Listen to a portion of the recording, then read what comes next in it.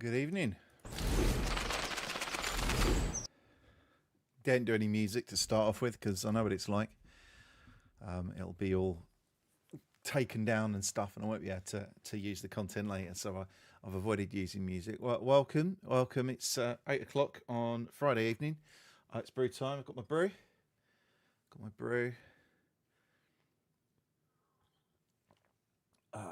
Just made freshly made. Welcome. I think there's a couple of people in already, so I don't know what it's going to be like tonight. Who knows?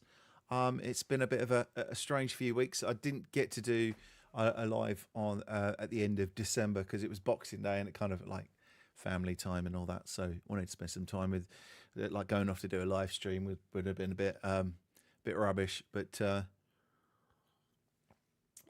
I'm back. And we'll be back into this, hopefully, unless stuff comes up that I have to be at or go to or whatever. I'll be like this for the rest of the year.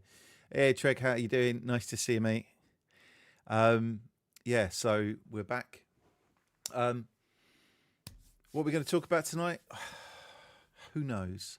All sorts. We'll talk a little bit about what's happened the last since sort of beginning of December. Maybe if you're here, hey James, how you doing? I'm doing all right, thanks. What's that? Sid Studios, hi mate. Welcome in. Obviously, hopefully there'll be some people coming over from Facebook who might have discovered me there because obviously we had this major increase in numbers on Facebook, to say the least. I think we've just hit 2,700 followers on Facebook. I think for the last, because it was a gaming channel before, I think for the last, I don't know how many, maybe years, it's at 700. So it was like, so 720 odd or something. It just went up and down a little bit. And then I've been posting my videos there for ages, for the last year, like the clips.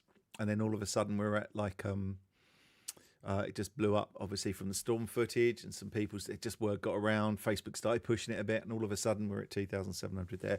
We're doing really well on YouTube as well, so there's hopefully. Are you living in the Isle of Man as well?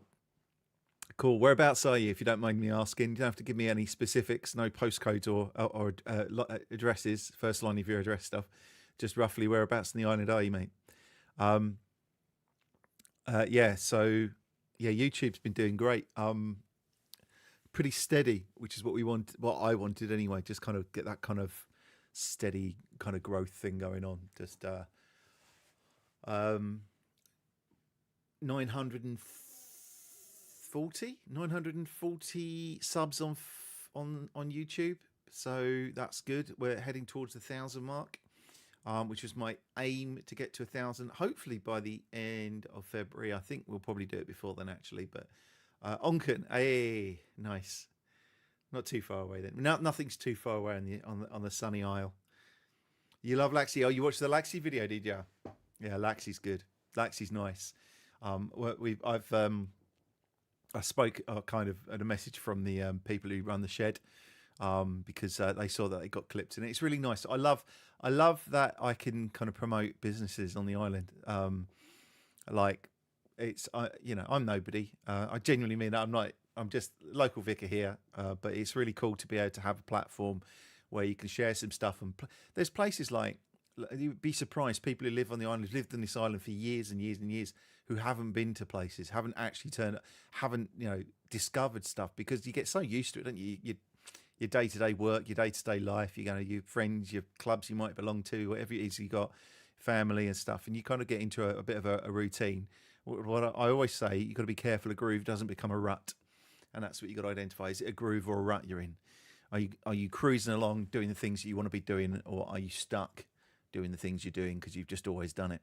So people who've never been to places are going, oh, I've never been, I'm going to give it a visit. I've lived here 10 years or 20 years or my whole life, I've never been to that. So places like the Shed that I can highlight. What's the gelato place? It's the oh my goodness, it's like the Isle of Man gelato place. There was a place up in the top of Laxey, and I went to there. I'm checking my Facebook because I'll have it on there. Isle of Gelato, isn't it? Isle of Gelato. I started typing it in when I know Isle of Gelato.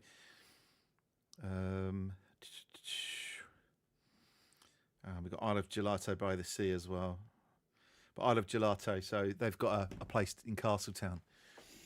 Evening, Sighthound. Is that right, Sighthound? You're always commenting. Appreciate it. I really appreciate all your comments and stuff. I've never said. I don't think I've said your name out loud before, so I don't know. Abigail, hiya. How you doing? Oh, thanks, Sid. Thank you for subscribing. Anyone who's on here is not subscribed to the YouTube, do that, please, please. We're on our way towards 1,000 subscribers on there. But yeah, if I can talk about businesses, that I'm very keen to say I don't want freebies, don't want anything, simply because I think that kind of I guess at some point there might be some nice things I could get a nice meal out or something. I don't know, but I don't really want to do that because it just feels like if someone says, "Oh, you should come try our restaurant," I probably can't afford to do that too much. So that makes a bit more sense. But I know the people at the Shed said, "Oh, come get a crumble on us," and I was like, I'm going to be coming and get a crumble, but because I'm coming to get a crumble, I'm not gonna take it for free. I'll pay for it because I was coming to get a crumble anyway, and it's a small business, and I'm not taking anything out of their pockets. So that's cool. Feel bad for my mate. They say maybe section because he thinks he's a chocolate orange. Poor Terry. James, stop right now. Actually, don't. You can carry on with those.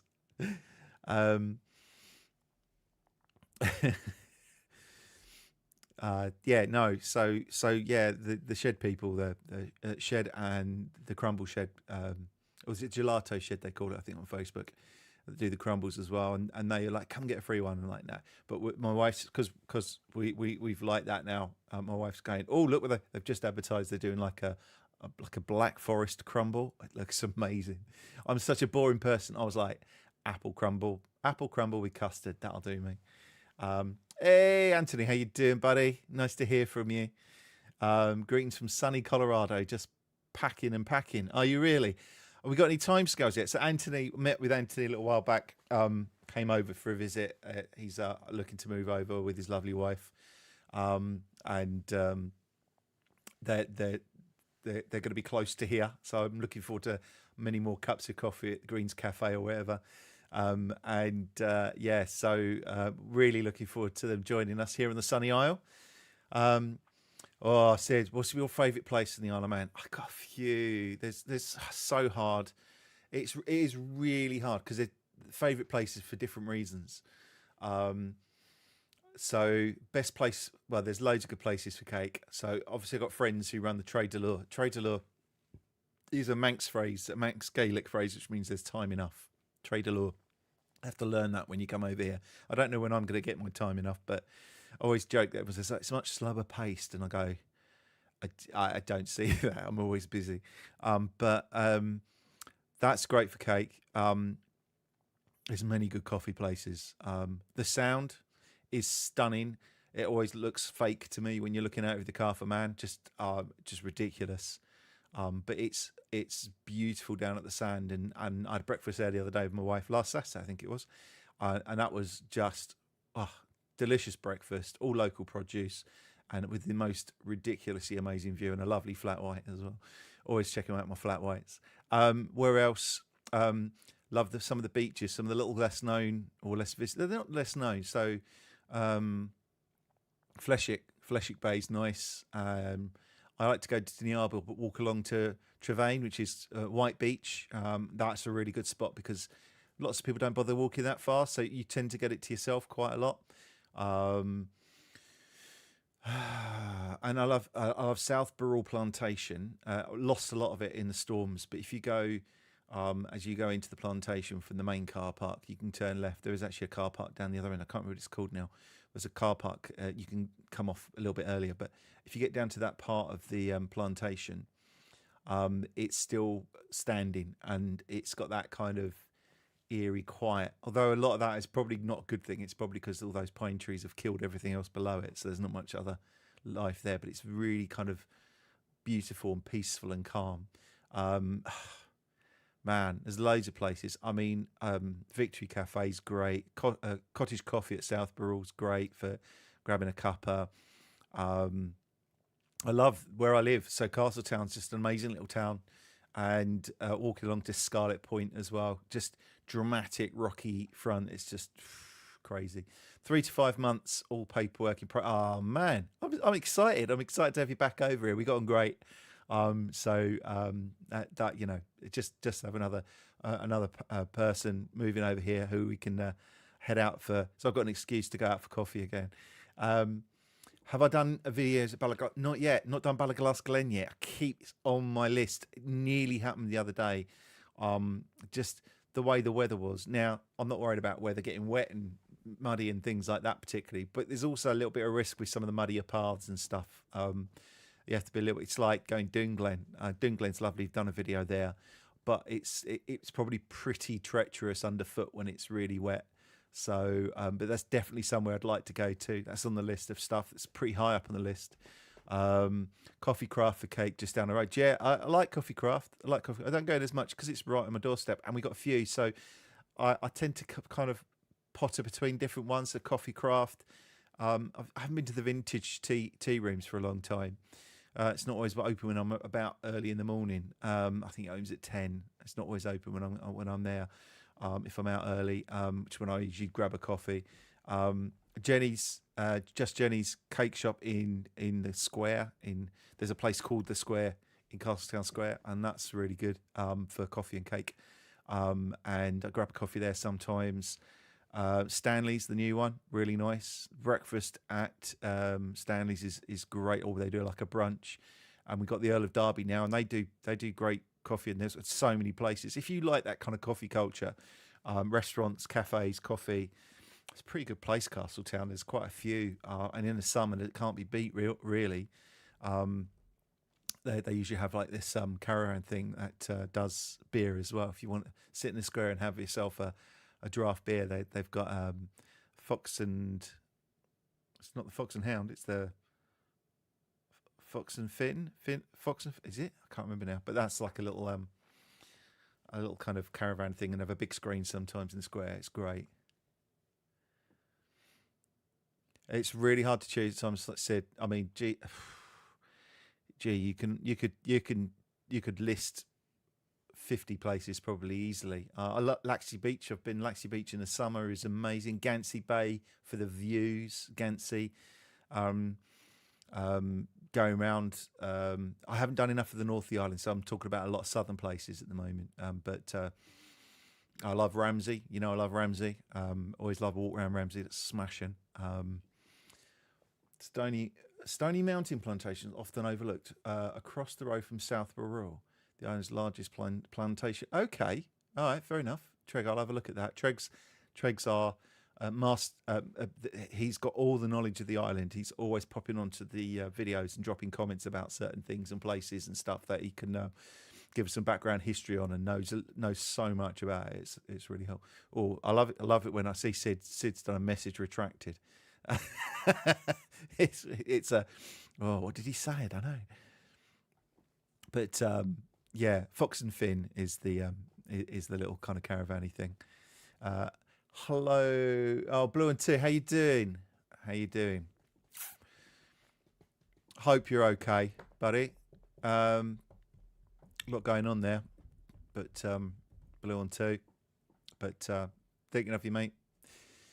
I love Isle of Man trains so much, so I am sad that the trains. Yeah, it's this time of year. You get some like you get some which are like special ones over Christmas and things like that for special events, and dining car ones and things like that. So we got like it's like the Orient Express. You get your like dining car things on these. You could do like an evening run in the train and have a meal on it. But the trains are amazing. The fact you can get, we get it from Castletown. We can walk up to the station at Castletown. You get a steam train to Douglas, or if you can go the whole route, you can go Port Erin to Douglas, back again, and then you can catch the horse tram to the Manx Electric Railway, and then you can catch the Manx Electric Railway all the way up to Ramsey, or you can stop off part way on Laxey and then get the Manx. You got the Mountain Railway, so you can. That's how cool is that? It's so good. I love it. I love it. Don't use it enough, but then you get like a ticket that you can go for like a day, 3 days, 5 days, unlimited travel on the island on the public transport, including the Heritage Railway. And it's a go pass, but I can't remember which go pass it is. But that is really good way of seeing the island if you get a chance. But obviously, it's quite sad. This time of year, you don't get the trains. The lovely bit you get is when the trains are running later on, and they will be running and into the summer. Is you hear every time I hear the sound of the whistle of the train, it's like wow, it just gives you a little smile on your face because it's the steam train going past. But also quite often when I'm up at Arbury, the steam train goes by fairly near, but the whistle really carries. So get like I'll be in the middle of the service and I'll be doing something. I'm raising my hands behind the altar and it go poop poop in the background. It's quite good. Good to hear you're okay, buddy. That's for Blue on 2. Abigail, is there many businesses which sell worldwide from the Isle of Man? I mean, physical terms, not services. We look at doing some of our business here, but that means selling worldwide using Royal Mail. So we don't have Royal Mail. We've got Manx. We've got our own Manx post office, and the Isle of Man post office it is. But it is. You need to look into that because there are issues with running businesses from the Isle of Man, and you have to make sure you've got everything in place for your logistics, because it's not a bad service over here. But I've heard lots of questions about working internationally with the banking systems and things like that and setting up stuff. So one of the things you find with like my YouTube and my Facebook, because I can't monetize TikTok or anything. I can't monetize anything because we're not considered a recognised jurisdiction. So it makes it complicated. So just need to look into that carefully. But it is possible. It is possible. There are businesses. Obviously, there's international banks and services. And as you say, services is different. And your logistics will be affected by the weather because most stuff will go by the boat. And if the boat is cancelled, you might delay deliveries by a few days. So it's something to bear in mind. The boat's not run for like a day or two at a time. But to put it into context, I ordered a milk frother. I've got a coffee machine, like a pod coffee machine coming. It's got a real bargain deal on it. I don't usually use. I've had pod coffee machines in the past, and I kind of went, I got rid of it, and then recently I've been drinking pots of fresh coffee and things, but I've missed having like the ease of just grabbing a pod and popping it in. Not everyone likes that sort of thing, but. And I wanted to get a creamer to go, like a frother to go with it. And I ordered it at like 6 p.m. on what day is it today? It's Friday. I think I ordered it 6 p.m. on Wednesday, and it came, it was here by 10 o'clock on Thursday. So it can work quicker. But then again, I got birthday cards. It's my birthday in January. And I got a birthday cards, which took a week to 2 weeks to come. So, yeah, but it is possible and absolutely doable. There's certainly businesses, large businesses that send goods worldwide, so it can be done. When you go to Peel, are you going to drone over the castle? Yeah, I might send my drone over it. It's all weather dependent because my drone is not. It's perfectly capable of doing the distance and flying that high, but it's weather and wind. So it won't do high winds. So it'd have to be a really ridiculously calm day. And we do get them. We get days when the sea's like glass, it's like a mirror. But it's not, we often get wind. And so quite often I'm like, I get to a sort of, 100 meters up or whatever, and it'll go, right, wind warning. Because as soon as you get above like the land level, you get more of a breeze. So it's a tricky one. But yeah, I'll do a walk around Peel at least, and if I can get the drone out, I will. Often carry it with me and don't get to use it. Looking forward to Anthony. Looking forward to your train days out. Oh, they are the best. It's great. It just feels so nice to travel along by the train. Again, nice and slow. It's not particularly fast, which is exactly what you want, really. But I think the trams as well, some of the views you get along the way are amazing.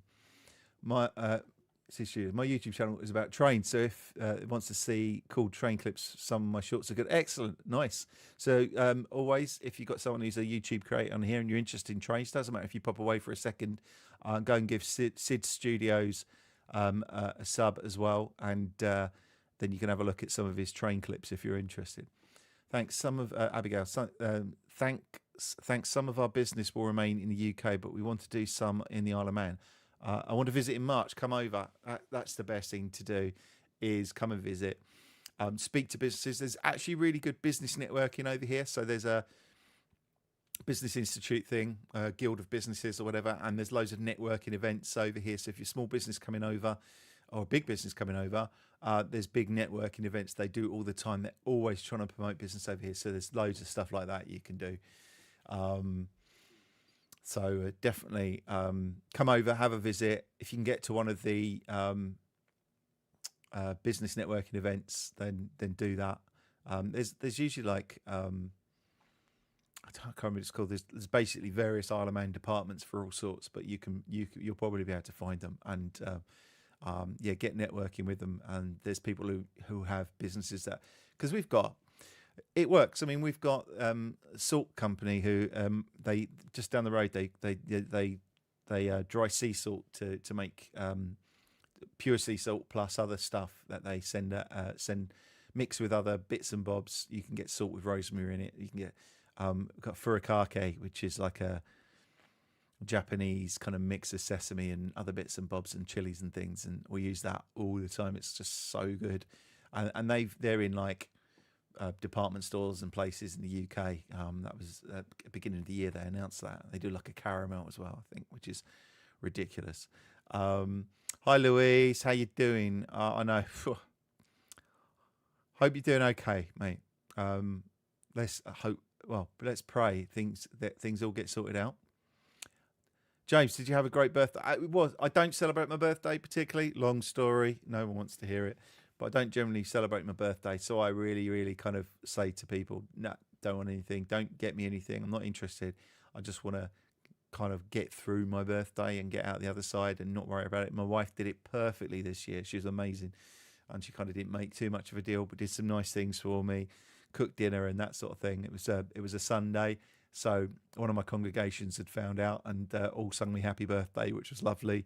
But I tend not to. It's just not my thing. You know, another year older doesn't mean that much to me to kind of celebrate. Just January birthdays are pretty rubbish, if I'm honest.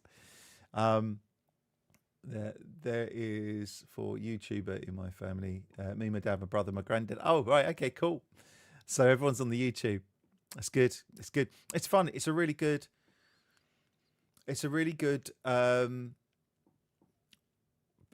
what means of kind of getting it. If you don't have to be too into filmmaking. Once you get the hang of it, I'm not. I can't do editing or anything like that. I just record what I'm doing and pretty much upload it with a little an opening title, a closing bit. I've even taken some of my like graphics out. I did have some graphics which are going, like, subscribe, do this, do that, and I tend not to do that now, just simply because it was just like it's just probably not doing anything much. Let's just leave it as it is. Yes, keeping it simple. Some people are really good at editing. They love to edit. That's part of the process. I just don't have time either. So I just record what I'm doing, upload it, title, ending, description. A lot of it's done with AI. I work a lot with AI. Not in a make this video for me thing or anything like that, but just like descriptions and tags and things like that. And I use lots of prompts, so I use tons of stuff there's rules and stuff I've set up, and there's bits of information I want added in and stuff I don't. But it just helps me because it suggests titles, and I don't have to sit there thinking of a good title for ages or anything like that. So that works. So that's great. My dad's YouTube channel is about trains as well. Yeah. Louise, thank you. We need all your prayers. Yeah, please do. If you're a praying type, please pray for Louise and Sam. I really appreciate that. I could do with it at the moment. Not going to get into it. Just to say, do pray for them. Did a Q Stores. Hey, just popping by. That's great, mate. Nice to hear from you.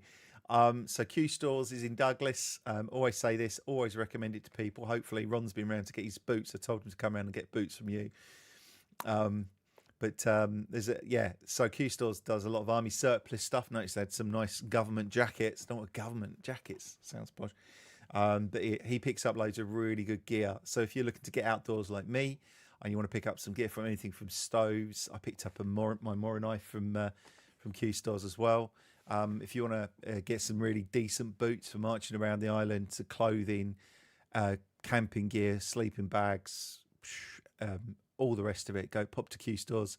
Honestly, the nicest fella, the best. The trouble with a lot of the camping places on the island, there's probably one good one in Ramsey I don't mind too much. The Outdoor Adventures or something like that, or something it's called. And that's pretty good. But the other ones are kind of a bit kind of high streety, and they're not necessarily great quality stuff. And you always find like the jacket zips go and bits and bobs like that. But the stuff made for the army is pretty good, pretty good. I'm sight sound. I'm feeling it with the birthdays. I'd rather just have a nice 2 a.m. And a nice meal at home. Cuddle with my dog and an early night. Yeah. It's just, it's kind of like, some people love to celebrate. The trouble is, what you find is, it's other people then want to celebrate your birthday, and they do it for them rather than for me, because it's like, I don't want to do it, and they go, oh, but I'm just going to do that. I've got this, and it's, just let me have the day that I want on my birthday, which is next to nothing. It sounds really grumpy and miserable, but there you go.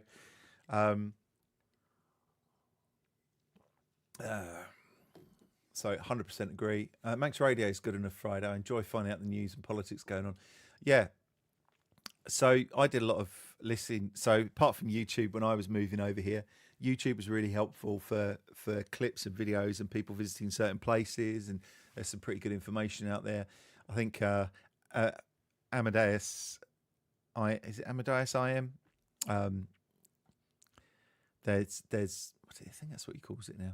But he does some good sort of food stuff and travel and lots of information. But he's gone a bit weird political at the moment. I think he's fallen out with too many people. But he's pretty good. But yeah, Manx Radio, I listened to that on digital when I was in the UK. And I just listened to the radio during the daytime just to see what was happening and kind of what was going on. The great thing about Manx Radio, 3FM, I must admit, I listen to a lot, 3FM. You got some like cool radio stations over here. They're quite retro though, so it's like going back to the 90s with the way they kind of talk and stuff. But it's great. It's great. It's proper local radio as well.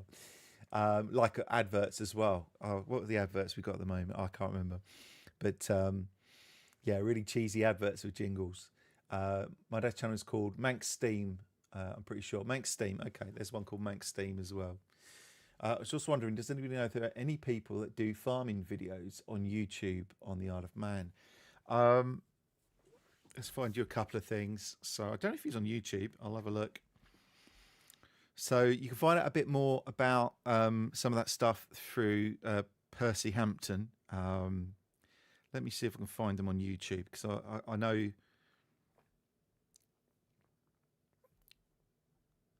I know Percy started doing like a vlog. Percy Hampton. Let's see if we can find him. He's got the what's the skeet, but let's find out what else he's got. What's the skeet? Percy Pig's Adventures, is it? Let me have a look. That's TikTok. I'll have a look. But he's just launched a he's got a podcast called What's the Skeet? He is a farmer. Skeet is like gossip. It means like chat and gossip and things. So Percy Hampton's pretty good. The Pumpkin. Now I find him on TikTok. Shh, don't do that. Let's do a search. Let's do Pumpkin. I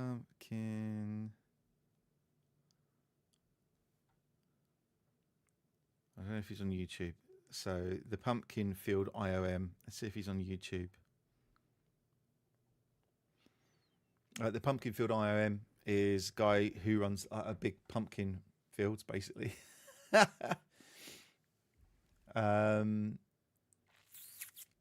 Percy Hampton, and then if you look, there's Manx Lockton sheep.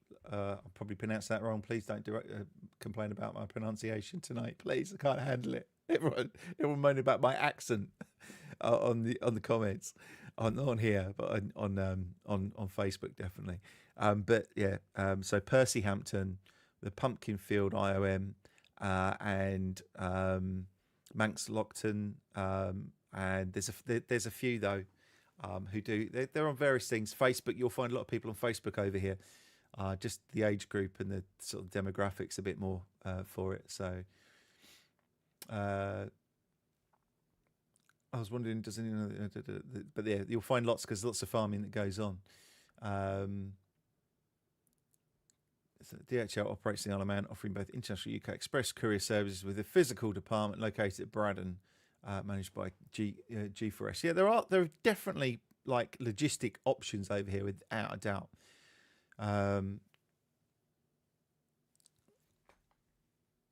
Big Sky Films. Yeah, cool.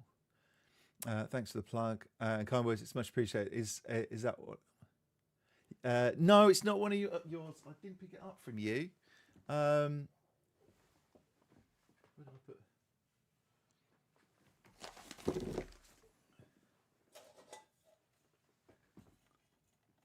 can't remember where it was. Near Firehand. So not quite, but yeah. So you can get your lanterns from there as well. Probably better quality than the one I got. No problem, Sid. You get going, mate. Manx Steam, your channel name correct. Too posh. Me, too posh. Okay. I try and speak clearly because I have to enunciate and speak in church, and I've done a lot of public speaking in my time. So no, I get a lot. So this is the accent. I'll tell you about the accent thing because we talk about that. Why not? Also, I'll Farm does vlogs about farming. Okay, cool, excellent.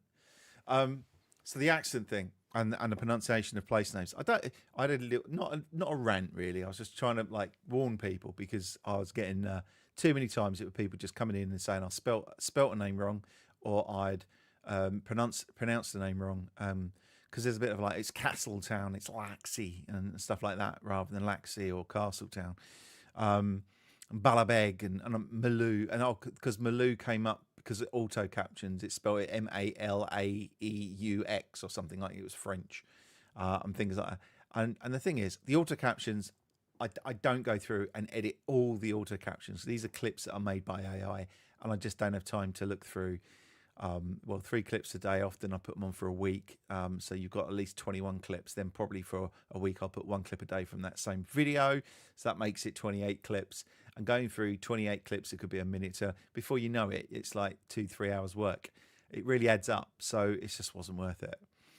And so I don't mess around with the spelling too much. I think, oh, it's all right. It might get a bit of interaction.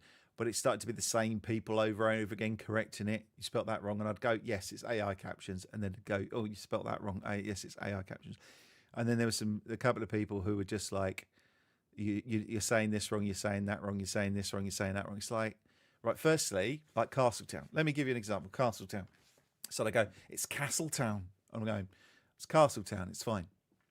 It's Castletown. That's how it's pronounced. Well, to be fair, it's Ballycashdal, which is the Manx name for the place, but it's been translated into English. Now, if you look at the English dictionary and the pronunciation of castle, it's a car. Okay, it's got no R in it. It's like if you did that with every single word that we use, and you pronounce it phonetically or something like that, or that's not how language. It's just not how it works. So the correct pronunciation of castle is castle. Okay, castle. That is it. It's not castle. It's not castle. It's castle. That's the English pronunciation. You've translated it to an English word. Sure, local dialect is castle, but I'm not local. I'm Manx. I live here. I'd love to be considered to be a Manx person. I'm not. I would be quite happy to be thought of as local. That will probably never happen because of the way it is over here about being very great pride in being people who are Manx born or been here for a long time. But when you've got people who are correcting you who haven't lived on the island all their life either, and you just go, oh, for goodness sake. So if you're from the north of England, you're going to say castle and bus and stuff like that. But that's a dialect. That's all it is. So fine, say it how you want. But yeah, some people got really tiresome with it, and clearly what they would do is getting off at correcting me rather than just haha, you pronounce it wrong, or this is how we pronounce it. It's like you're wrong. And I even had one guy who was just telling me when I was driving out of Castletown to go towards somewhere else. Can't remember where, maybe in Laxey. And I was driving, and so I in my little clip from the full video, I'd pulled out of the end of the road that I'd come out of onto the main road that heads towards when I'm heading up towards Southborough, all that road there. It's the Ballamoda Strait and stuff like that. But I said I'm heading towards Laxey, and so they said, no, you're not. You're heading towards Castletown. I'm not heading towards Castletown. I'm heading towards Laxey. It's the direction I'm heading in. And no, you're heading towards Castletown. I went, well, okay. He said, well, actually, you're still in Castletown. I was like, well, how can I be heading towards Castletown if I'm still in Castletown? Well, you're definitely in Castletown. I'm like, oh, so it was just the idea was just to argue with me.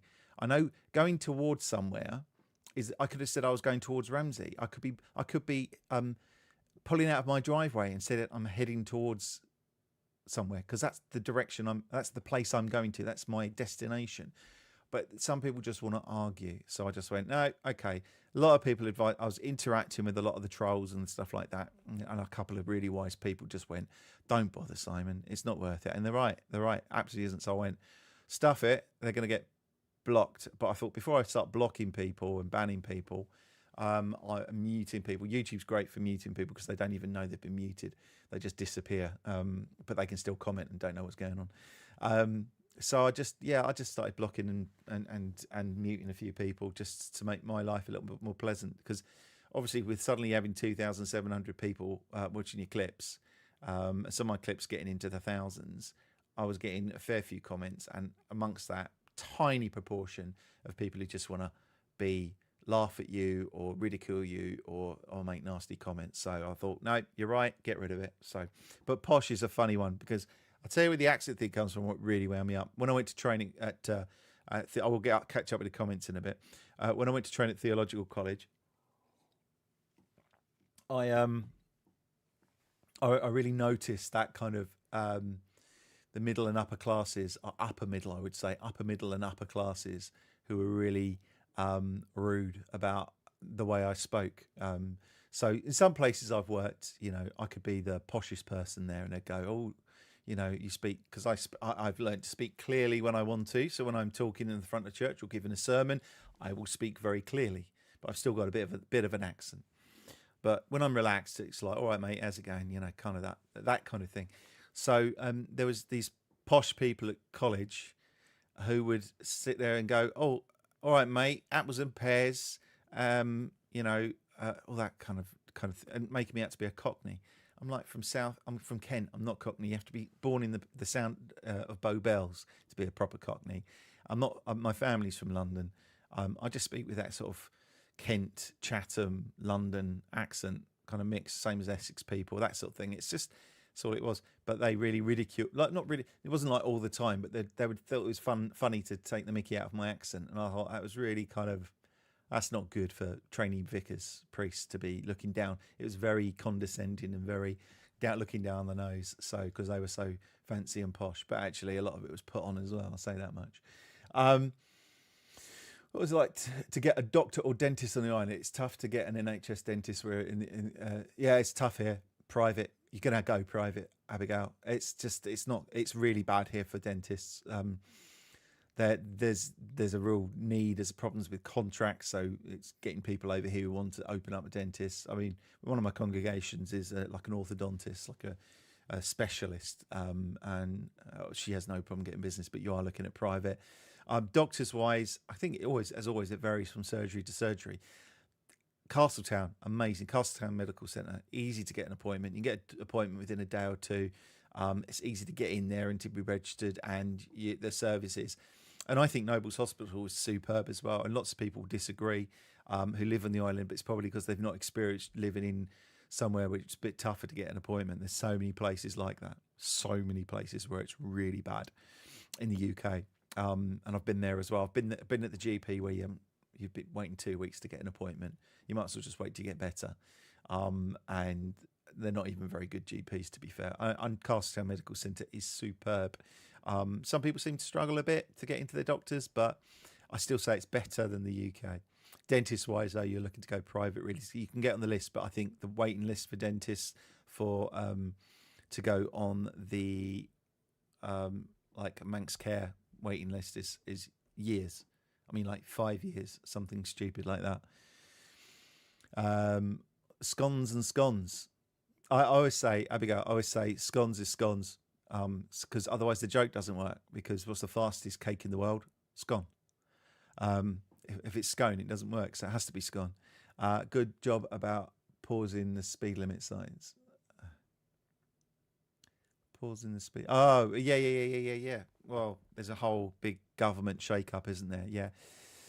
Always been a bit against that. I think it's absolutely fine. They've already got variable speed limits and 20 mile per hour limits around schools. I think that's absolutely no problem whatsoever. I think when you start spreading it out, they know it didn't work properly in Wales and a lot of those things have been removed. But the fact is they did a public consultation when they'd already bought the signs. That's an embarrassment. Why do a public consultation? You're basically saying people are stupid. It's a bit like they did a consultation for the congestion charge, or the it was the environmental one, so it's the pollution charge thing, cameras in London. It's one of the reasons I moved, and they were like, oh, we did a public consultation, but they'd already bought all the equipment. It'd already been purchased. It was sitting in yards ready to be put out, so they were never going to stop it. So what's the consultation about? Appeasing people and saying, oh, we've really listened to you. Don't do a public consultation when you've already bought the equipment that you're going to put out there. So that just annoyed everyone. V Ranger, hello. Nice to hear from you. Thanks for coming in. Appreciate you being here. I hope you don't mind, but when people do YouTube videos of the Isle of Man and they say places wrong, it makes me laugh. Hope you're okay with that. I don't want to fall out with you and other people. You won't fall out with me. See, I had some people going, oh, I'm really sorry, I'll unfollow you and stuff. But these are people who've been like quite funny and like been joking about it. I get that. You know, I pronounce the place name wrong. It's fine. You can point out. But if that's all you're there to do, if all you ever comment is how wrong I am, then it's not really, it doesn't help anyone. It's just I got it the other day with our Culligan plantation. And someone saying it's pronounced like the beginning of your name because my surname's Archer. And they're like, it's Archulligan. And the thing was, I'd watched 3 videos by Manx people going there, and they'd called it Arculligan, or Arcullen, one of them called it, I think. And so I'd actually listened to Manx people pronouncing it. So if there's different Manx people pronouncing it differently, how are you supposed to win? I think it's just different people from different areas pronounce it differently. Yeah, there we go. You won't fall out with me though, James. You would, no problem. It's just some people. In a small town where gossip does thrive, of nitpickers who eagerly jibe with magnifying glass to analyse your class, finding flaws in the joys that survive. Always there with a poem for us. Thank you for that one. I'll read it out properly because it'll probably become a clip. In a small town where gossip does thrive, live nitpickers who eagerly jibe. With magnifying glass, they analyse your class, finding flaws in the joys that survive. There you go. Just in case Opus Clips decides to make that a clip. Best thing the new minister did, stop the 20. They've paused it, though. That's what worries me, is the language they use is we're pausing this for now. I don't know that they're going to stop it. A lot of money's been spent on all those signs. Don't zip your mouth on that sight sound. You keep them coming. I did wonder tonight whether we get a load more people in from Facebook. It does look like there's a couple of new people, but generally the same bunch. Who've got nothing better to do on a Friday night than sit here with me. I hope you got your brew in hand. I hope you're drinking your cuppa. So what should we put to anybody got any questions? Do chuck them in the chat. It's always good if you've got any questions. Obviously, it could be about the Isle of Man moving here. Lots of people. I've had such a great time talking to people. So Anthony, as I say, it's just we met for a coffee. I've got another James. I think it's James who is over here at the moment. Was going to pop in to the chat. Got a message from him earlier on Patreon. It's weird. Sometimes I get notifications about Patreon quite a lot of the time. I don't, so I don't always see it. There's no James W. Yeah, so he's visiting it over here at the moment. I can't remember James's story, but maybe he'll be in here now or later, and we'll be able to. You got a bottle of Boost. That stuff's all chemicals. He says, joking on his tea. So James W is over visiting at the moment. I had a family visit from Dubai, and they've been over a little while ago. I've got others who are coming over to visit soon. Hopefully, if you get a chance to say hello, but if you don't worry. But if I have the time, if I'm not already really busy, I will absolutely make time for you if I can. As soon as it's brew time, best biscuits to go with the brew. Oh, Treg, now you ask. So I've got a favourite biscuit. Okay, so I'm going to say it straight outright, bourbon. Okay, bourbon creams, proper bourbons. You have to actually get those really cheap ones, and they're just not very nice. But proper bourbons that's my biscuit of choice pretty much every time. Don't mind a ginger snap. They've got to be good dunkers. I'm a dunker, so I definitely dunk.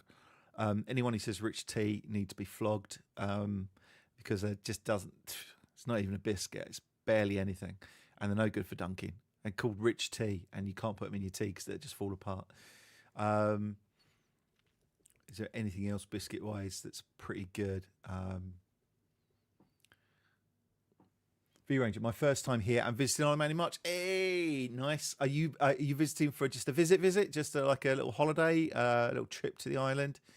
Or are you another person looking to come over here, to become a come over, as they call them over here? Come over, stop over, stay over. Bobbin is the best. Pint of rooibos tea. Delicious and caffeine free. Bobbins. What's bobbins? Bourbons. Bourbons. Sorry. Yes. Sorry, James. I know you. The struggle you have, I appreciate that. You'll have to let me translate for you. Dark chocolate hop. See, Anthony, you might have me a little bit there, actually. I will say digestives are definitely allowed, preferably chocolate digestives. So I'm a dark chocolate fan. People say it's weird because dark chocolate tastes bitter. I'd rather have a bar of dark chocolate than anything else. I've got some Borders in the fridge. I've got some Borders, like the biscuits you get with packed lunches. I've got some wrapped Borders ginger dark chocolate biscuits. They're so good. They're really good. But yeah, so dark chocolate. Yeah, I'm a massive, as high a percentage of as possible. It's actually health food. It's actually really good for you, genuinely. So digestives, yeah, I think definitely. So yeah, digestives. Good chocolate digestives. They've got so expensive recently, like McVitie's chocolate digestives, and it's like you go, and they're like £3-4 a pack. And you're like, what? Get like Tesco Zones, fine. Now I want a biscuit. I haven't got a pack of biscuits. If I have a pack of biscuits, I'll demolish them, and I've put on a couple of pounds over the last few months. Another potential come over. Excellent. That's what I like to hear. Forget all the hate. So ignore any negativity you see on Facebook. When you live here, it's completely different. The people you meet on the street aren't like that. You won't get any grief. Facebook is a terrible place for people moaning about people coming over here. I've talked about it in one of my videos. It's definitely true that I can understand them wanting to control borders in a way and to make sure nobody comes over here illegally because, it really doesn't happen, honestly. I know there's some conspiracy theorists who reckon that we've got 10,000 illegal immigrants in hotels over here that nobody knows about and are keeping secret. I don't think that's quite the case. What you get is people coming here to work because you don't qualify for any benefits until you've been here 10 years. You actually, if you've got a family, you do qualify for child allowance, but you won't get anything like tax credits or housing benefits or anything like that unless you've been here 10 years. So nobody comes here because they're not going to get anything. And anybody that comes over illegally, they just chuck back on the ferry and send back. And anyone else who gets up to anything naughty, if you know what the police are like over here, and the court system, just go straight to the Derby. So V Ranger, you'll be very welcome. Let me just run through it. I know you've got another comment down there. I'll get to it. Bourbon biscuits are the best. James, like to hear that. Malted milk, chocolate biscuits, frozen. See, they're not bad. Oh, the crunch creams as well. Now, crunch creams dunked are another level, but they're a bit much. I don't pig them down, but I can get through half a packet of biscuits quite easily. Put a tiramisu, family-sized tiramisu in front of me. That's another matter. I'll demolish that. Oh, Fox's crinkle crunch. Crinkle crunch. Oh, is that like crunch creams? I don't know. Crunch creams are like the Foxes as well, and they're just really good, really good. What's the other one we had? I can't remember now. It'll come to me at some point. But I've got some in the fridge. Are there lots of properties on Man which banks refuse mortgages for? Someone said it's fairly common. Obviously, if you're moving over here and you need to get a mortgage, that's really tricky because you need to be living here to be able to kind of apply for stuff. I know it's all doable. Things are possible, but you need to speak to a proper advisor. There may be some stuff that banks refuse mortgages for, but I don't hear about it very much. But that's the same as in the UK. I used to work in property in the UK many years ago. And there were the properties that the banks would go, no, it's overvalued, or, they've got it on for too much money. We can lend you this much and stuff. It's always a nightmare moving house. I don't think it's any different here. The only good thing is that anyone in the world can buy a property here. There's no kind of problem with that in that there's no constraints. So people can buy a property here. Probably, well done. But I don't hear about that very much. I don't hear about many banks not lending on properties because of the property. But getting a mortgage together, speak to one of the specialists. There's always a recommendation for mortgage brokers on the island, and it's best to go. And you need an advocate as well. There's no stamp duty, but there is a kind of registration fee or something like that you have to pay, which is fairly similar, but don't think it's quite as much. Anyone done the penguin challenge? No. Is that where you suck the drink through the penguin? Is that the one? Oh my God. Because I'm chocolate, the tongue on chocolate biscuits. Okay. Here we go. Treg, never to the UK. Some 70s kit houses, Victorian townhouses converted to flats can be tricky. Yeah. Usual stuff. Materials that properties are made of. It's not so much of a problem over here, but some properties can bring up stuff in surveys. Chocolate caramel hobnobs are a must. That's just way too much. I can't even remember if I've had one, but I've seen them, but I don't think it's not one I've tried. Maybe not. Blue Square is a mortgage broker who can help if you don't live on the island. There you go. Tell them I sent you. Only some banks will take applications from non-residents. There you go. Anthony's buying a house over here. I'm not going to say where, but so he can tell you he's in that process of moving. Sight sound. Yep, that's it. We're talking about crunch creams again.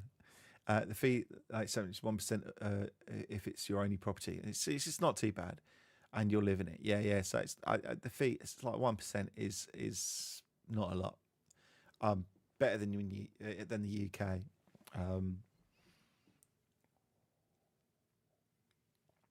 So what else are we going to be talking about? I'll be the actual vicar soon. A week on Sunday, I'll be made vicar of the parish of Arbury and Castletown. I know I'm the Isle of Man vicar. Isle of Man vicar is like a name because of my official title is priest in charge. But being called, having a channel called the Priest in Charge Isle of Man, or the Isle of Man Priest in Charge would have been a bit of a mouthful, and no one would have understood it, and it would have been a nightmare. So I'll actually be made vicar a week Sunday, and I'll have the bishop down and the archdeacon down. It looks like might have the lieutenant governor. So the lieutenant governor is the representative of the crown on the Isle of Man, and my appointment to vicar is actually a crown appointment. So the king signs it off, and so I'll actually be the Isle of Man vicar, and will be the Isle of Man vicar. It's so much better because one of the worst things conversations I have with people is when they say, "Oh, you're the priest in." What does that mean? Does that mean you're Catholic because you're a priest? I'm like, no, I'm a priest, ordained we ordain priests in the Church of England as well. It doesn't mean you're Catholic. The priest doesn't mean you're Catholic. So you're not the vicar? No, I'm not. It's just a legal. It's just a legal title. So I'm a priest. That is my vocation. So that's what I am. 24/7. I'm a priest. But the vicar bit is the job. So priest in charge is the job. Rector, the same sort of thing. So archdeacon, chaplain. You can be an ordained chaplain. You don't have to be ordained to be a chaplain, but that sort of thing. Anyway. Lieutenant Governor is good. Lieutenant Governor's a top guy, top fella. Lord and Lady Lorimer are lovely, and we've chatted a few times, and he's just a top. Is there a ceremony? Yes, there is a ceremony, kind of. So it'll be a service, and I'm presented to the parish by the Lieutenant Governor, who will say a few words. He does the presentation, and then the bishop has to say some words and stuff like that, and then I have to do some weird stuff where I have to be taken by the archdeacon to the door, where she makes an announcement, and then I get put in my stool. So the vicar's stall, or the vicar's seat, I have to be pressed into it by the archdeacon. So it's a bit of a kind of a weird ceremony around it, and then we have a little communion service and a little celebration at the end, just to be some cake and stuff. I didn't want it to. Again, I'm not. Sounds weird because of what I do. You won't believe it, but I don't like being the centre of attention. So I'd rather. I've kept it pretty low key. Are you going to film your service when you become vicar of YouTube? Probably not. The reason I won't film it is, firstly, there's all sorts of things about permissions if you're filming a service. But also, if I'm worrying about filming it, I've got enough to worry about with the bishop, the archdeacon, and the Lord Lieutenant Governor coming and being made vicar. I don't want to be worrying about whether my camera's pointing in the right direction, whether it's recording, filming, what's going on with microphones and stuff like that. And at some point, I'd like to move to having recorded or live stream services, but no internet in the buildings at the moment, so it's a little bit trickier. But we'll get there. We'll get there. It just takes time. But yeah, wouldn't it be lovely to do a full filmed service? I just can't see a way of doing it without it being complicated and me taking way too much of my time doing that. Seems rubbish, doesn't it? But yeah, that's the truth of it. It's just a complicated thing to do without it becoming a real pain. Yeah, so I'll be actually the vicar and the Isle of Man vicar. It's a bit of a kind of making sure that people know that I'm going to stay as well. So when you're priest in charge, they can. The legal bit of it is, when I was priest in charge, they could have done some changes to the parish and combined parishes and stuff like that. And we've basically talked to them and said there's no point in combining the parishes. The parish they were going to combine me with is where they have another vicar who started roughly the same time as me. In fact, she's being made vicar of her parish on Sunday. But we went to them. We went, what do we benefit from combining the parishes? Absolutely nothing. There'll be 2 vicars and 6 churches. It's just unless we pass one of the churches over to me, which they didn't want to do. It really made no difference whatsoever. Where is the service you've come to? So that'll be at St Mary's on the Harbour. It's going to be a bit of a squeeze, I think. It doesn't seat that many. It's about 60 to 80. And I'm expecting that to be pretty full because the congregation up at Arbury's now up to about 40. And we've got about 20 to 30 down at St Mary's on the Harbour. So only seats of 60 to 80. And then there'll be a few guests and bishop and the archdeacon and other people along for that. So it's going to be, but everyone will squeeze everyone in. We've got extra seats we'll be putting out at the back. We'll be squeezing as many people in as possible. And if there's standing room only, there's standing room only. But it may not be. Maybe nobody will turn up for it. Who knows? Anyone who's on the island at any time, if you're here visiting, if you're here and you live here, let me make it really clear. You are very welcome at any of my churches. I had someone ask me, can I come to one of your services? It's like, it's so sad that you feel like you have to ask. Just come along. You'll be very welcome. I'm doing the 11 o'clock on this Sunday, which is not, so it's a week Sunday that I'm being made vicar, so it's on the 8th. But this Sunday, the 1st, it's Candlemas, and I'll be doing a service at St Mary's. I will be up at Arbury. I'm usually there in the morning to go to the 8:30 service and to be there before the next service starts there. So we have 3 services on the first Sunday of the month. JKW, good evening, Simon. Just made it back from Port Erin, staying here in Castletown. Where is this James? Is it? Yeah. We're staying just over the way from St Mary's in the Harbour, actually. Hey, nice to hear. I was talking about you coming over and visiting. It's nice to have you here. Don't worry about. I know. Thank you for today, because obviously you had a bit of an interesting journey over, and I've been doing statistics. Do you want to see the books that I have to go through for statistics? Let's show you these. This is fun.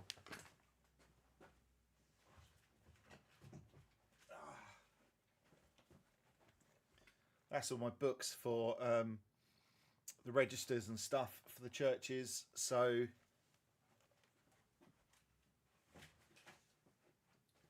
basically we have these registers with all like thank you, Sight Stand. Yeah, I'm sure it'll be fine. Yeah, but James, yeah, catch you at the weekend. Maybe grab that coffee in the morning. Maybe come along for the Sunday service too. Honestly, James, you'll be very welcome. Come along. 11 o'clock Sunday morning. Be plenty of space there on this Sunday. And it's just a candle mass. It'll be a nice service. You'll have to hear me preaching, but it's never too long, only 10 minutes. And we have tea and coffee and biscuits and stuff afterwards. So it'll be great fun. You'll be very welcome. Anyone who wants to come along to any of the services, just come along. Over with partner, her sister, and their parents. We love it here. Oh, I'm so glad you do. It's amazing. It's amazing. Castletown's it's rotten at the moment as well. James, fill me in. Are you thinking of moving over here? I'm sure apologies. I've just had so many hundreds of messages. So if I'm confusing people, but are you looking at a move, or are you just coming over for a visit? What's the deal? What's the plan? I'd be really interested to know. But if you don't want to share it here, again, that's not a problem either. That's fine. You don't have to share it here. We just catch up and talk about it over coffee anyway. But yeah, absolutely. I'm around. Tomorrow is probably a bit of a lay-in. Finish off the statistics because they're supposed to be finished by tomorrow. And I've got some other stuff to do as well. Although those books, they're all the registers from the churches. So two churches and a chapel, because the chapel, I have to do some stuff for King William's chapel as well. But mainly for my 2 churches. Yeah, James, your Patreon fellow moving by end of March, early April. Yeah, cool. I know. I saw the jacket. I was talking about you, James, earlier, saying about how you'd message me on Patreon. I don't always get notifications if I get a message on Patreon. I think I get a banner come up and then it disappears and there's no. I don't know why. I need to look at it and find out why, because I've missed a couple of people who've messaged me on there. That's not good. So end of March, early April, smashing. Do you know whereabouts you're moving to yet? That would be interesting.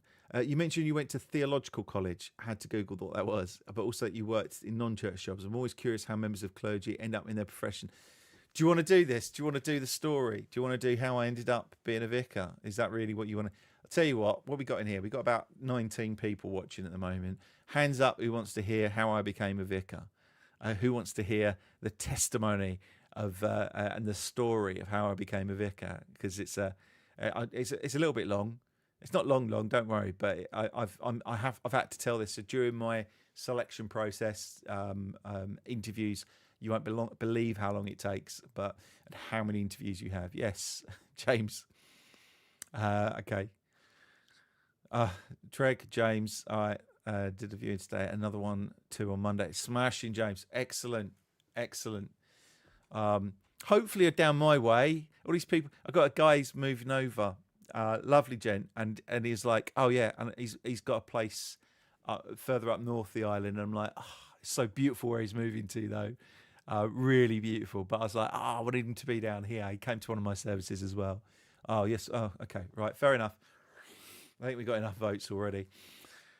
Okay. Right. So first of all, I have to talk about how I came to faith, because I wasn't, and this will be a bit of a sad story. No tears, please. But I kind of grew up in church schools and stuff like that. I went to Sunday school when I was little, but not much more than that. My parents stopped going, so we stopped going. And I went to a school called St Margaret's Primary School in Rainham in Kent, and there's St Margaret's Church, so I went there when I was a kid with school services and stuff, but I drifted pretty much away from it as early as I could, and just didn't really like churches, but I kind of ended up back in them at times and stuff. But so firstly, I came to faith when I was running a pub with my wife, and Port Erin, Castletown, but may end up in Ramsey to start due to property availability. Yeah, I know what it's like. It's not that much cheaper up there anymore, but it is a bit cheaper. But yeah, Port Erin, Castletown's lovely. So yeah, my wife and I, we'd got engaged. We were going to get married, and we didn't want to wait. We were engaged. We want to get married, so it was about 6-7 months before we got married. During the run up, okay, this is me being honest with you. I have no problem with this. This is what it is. My wife and I were living together. Well, my current wife. That sounds wrong. Tasha and I were living together in the pub, running the pub, and she fell pregnant. And it was a little while before the wedding, and we're like, oh, okay, well, these things happen, and we were very happy about it. But unfortunately, just before the wedding, a few weeks before, we went for a scan, and she was basically there was no heartbeat, so we lost the baby, and the way it was the week before we were going to get married, about a week and a half before we got married, and it was quite a long way in the pregnancy. A week before we were going to get married, my wife was having a DNC in a hospital. So that was a really harsh time, and I was really angry and upset about it. And I was out in the pub car park one night, just kind of shaking my fist at the sky and saying, "God, why have you done it?" And I went, "Okay." It was just a little moment where I went, "I'm angry with God. That means I believe in God." I didn't quite work out where that came from, and all of a sudden I felt really kind of comforted, like a lot of the kind of the pain and stuff was taken away from me, and so I was like, what's this about? It moved on to me going to the local church, which happened to be across the road from the pub, and kind of going in there a few times just to kind of see what was going on, not when it had services, and then having a conversation with the vicar there. And we started going to church, and we went for church for a number of years, and we moved out. The pub had a fire in it, and it was burnt out, and we had to move away. I had to get another job and stuff, and then we were going to a little local church on the Isle of Grain. Isle of Grain is a peninsula in the Thames, and we it was a tiny little church. Like the congregation, half the congregation was my family. It's a few years down the line. We'd been married for a number of years. We got 3 kids, one more on the way. My wife's waters actually broke in church one day. So she was in the middle of the service. We've got to go at the end of the service. She was like, we've just got to go. And they go, "Oh, stay for a cup." No, we've got to go. No, come on, have a cup of tea with us. I'm like, Tasha's waters are broken. They're like, "Oh," and they all panicked and stuff. It was great.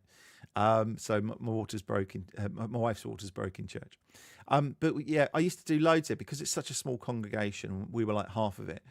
The vicar used to get me to do a few jobs and bits and bobs, and get me to kind of help out, begin services, write prayers, do the readings, even lead the service when he wasn't there a bit. All completely, as I know now, completely against the rules. But anyway, so I was helping out as much as I could. We had barbecues in our front garden for the church and stuff.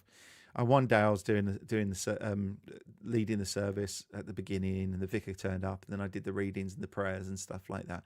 And after the service, I had someone walk up to me and say, you should be a vicar. And I was like, I laughed my head off. I thought it was funny.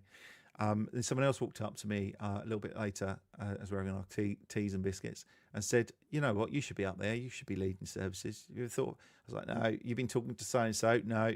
Okay, yeah, right. Third person came up to me and said, "I think you should be a priest."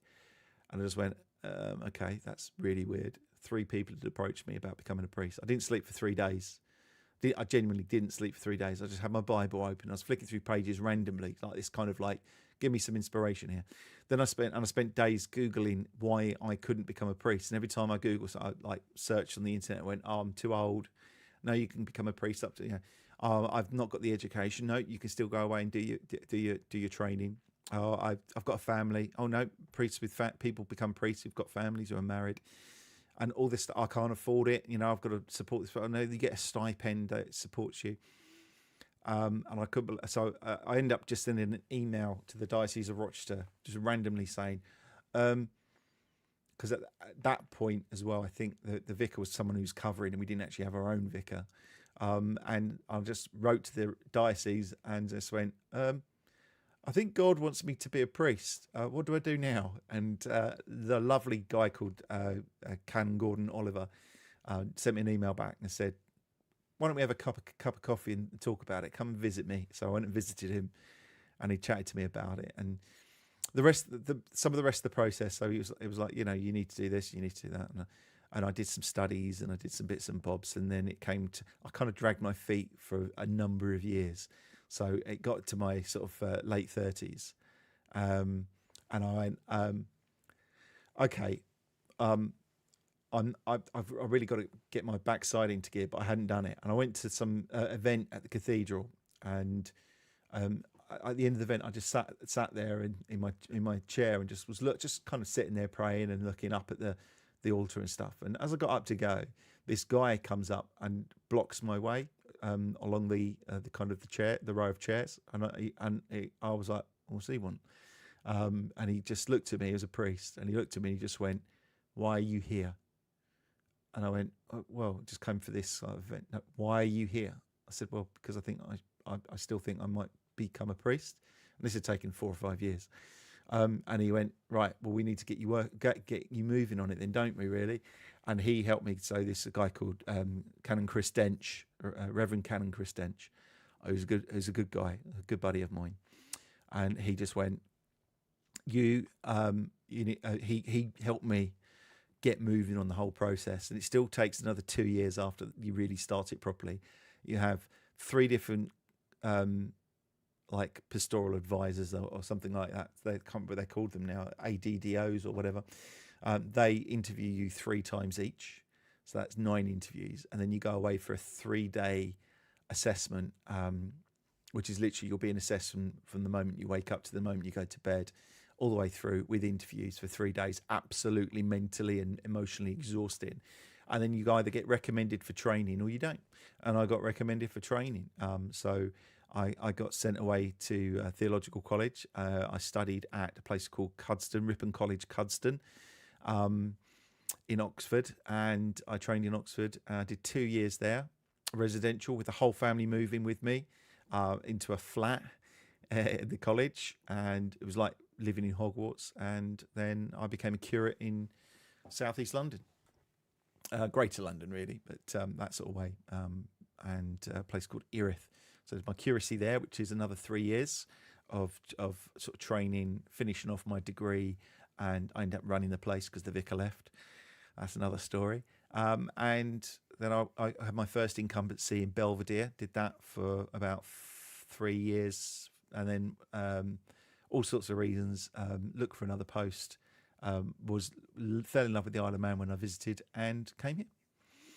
So that's the abridged story, and how I ended up being a vicar and how I ended up here really. But yeah, so who knows? I always say to people, you never know where churches just, unfortunately, people are really against faith and Christianity. Too many people for too long have said how terrible it is and how rubbish it is and how uncool it is and it's not great to be. Honestly, changed my life completely, and I know for so many others it's growing at the moment big time. It's a place to be. It's great for your mental health. It's great for community. If you move into the island, you join a church, you'll find community there which ready made for you, people who want to get to know you, who will welcome you, and you'll make friends, and you've got an instant community. And I can go to any place in the country, many places in the world, and go to the local church and find a community there. So I'm never without community, which is amazing. But also, life is just better. So that's my sales pitch for the church. I know the threes. Yeah, I know the threes. Sight sound. Yeah, 3 people tell you 3 days without sleep. It's very biblical number. So biblical numbering is an important thing, but it's just that's the reality of the story. So it's a funny old thing, but yeah. So I know there's loads of people here who they're here for the walks and they're not here for the religion. I understand that completely. That's why my videos are very light on religion and Christianity. I'll talk and I'll pray. I don't mind. It doesn't bother me, but I won't make it like these aren't videos out there to convert people. I want to hopefully, if anything, it just helps people know they can talk to me if they want to. I've had people stop me in the street and been able to talk about something that's troubling them, and because they've recognised me from the videos, or they've messaged me, or they've phoned me up, or we've had a coffee or whatever because they needed to have a chat. That's what it's about. I'm there to help people, so if I can help in any way, I will. So it helps in that way. It breaks down the barriers. It's what these videos are a lot about, but also sharing what I love, getting out into nature and enjoying creation, as I'd say, but getting out there and looking after your mental health and your spiritual health. And I 100% believe that a big problem with people these days is they focus so much on physical and mental health and all the problems they get there, and don't take care of their spiritual health, whatever that might look like for you, whether it just be getting out and walking like me, or getting out and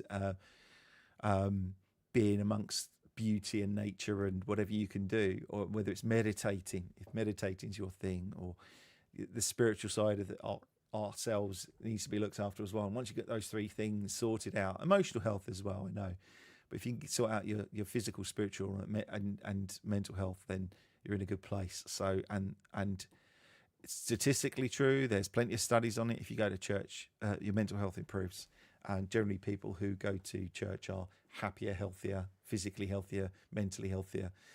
So it's a good place to be. And brilliant communities are not as scary as you think, and not as weird as you think either. Oh, no, maybe a little bit weird, but not too weird. Ask a question. I'm not here for the religion, but it's very interesting. Hey, trick. That's fine. No problem, mate. I appreciate you asking. I feel angry at the moment. As you know, I was angry with God, funny enough, but I'm not a believer, or maybe I am. Isn't it funny, that story? You won't be the first. I'm not the first person to go, I'm angry with God. How can I be angry with someone I don't believe in? I don't believe in God, so how can I be angry with him? You can't be angry with God, can you? I can understand your anger at the moment, Louise. Got a real strong feeling things are going to work out. If you have to do, you can't just let God do it all and go, I'll just sit back. If it's all in the plan, it's all in the plan. I don't need to do anything you do. But I'm pretty sure if it's what you need to come here, then you'll sort that out. It'll happen. I enjoyed your I enjoyed your chat at the house, but don't go to church other than weddings, funerals, christenings. Hey, James, you don't go to church currently. That's what I say to people. Go, I'm not a Christian. Yeah, I say you're not a Christian yet. Wait and see.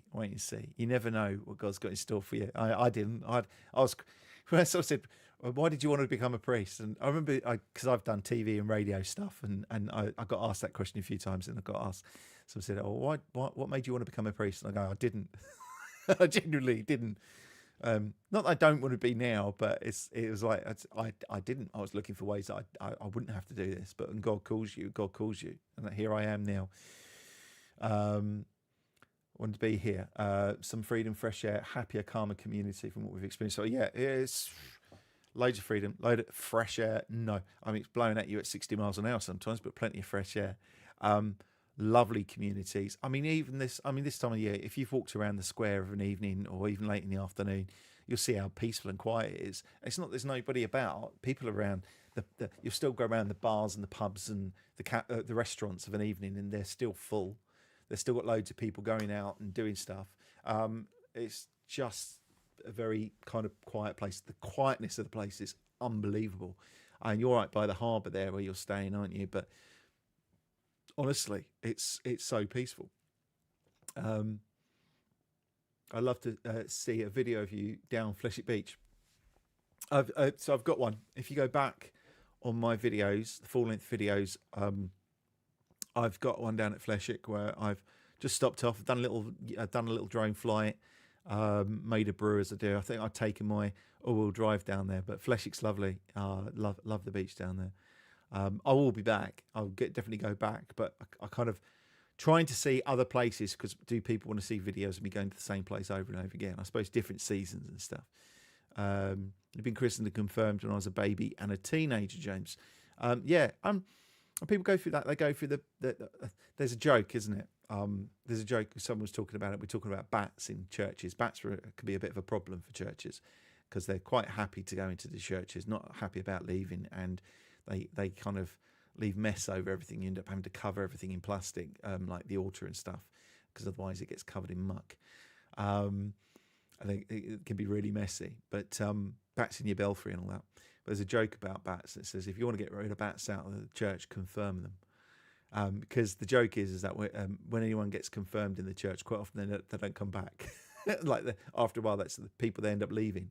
But people change, that life changes. You went past by Shore earlier. The Shore's really nice. It's a nice restaurant, and that's always busy. Very much. It was up for sale a little while ago. I don't know if it still is. Louise, I agree. We'll get there. I'm sure of it. You will. You will. Thing is, I got here and it wasn't easy. It was never easy. The place I got to, it's not been easy. I talk about it. Oh, yeah, I fell in love with the place, moved over here, and all the rest of it. For my interview for this place, I was up against two other people. One person who lived on the island already, and the other person who lived in Ireland but had family in Castletown.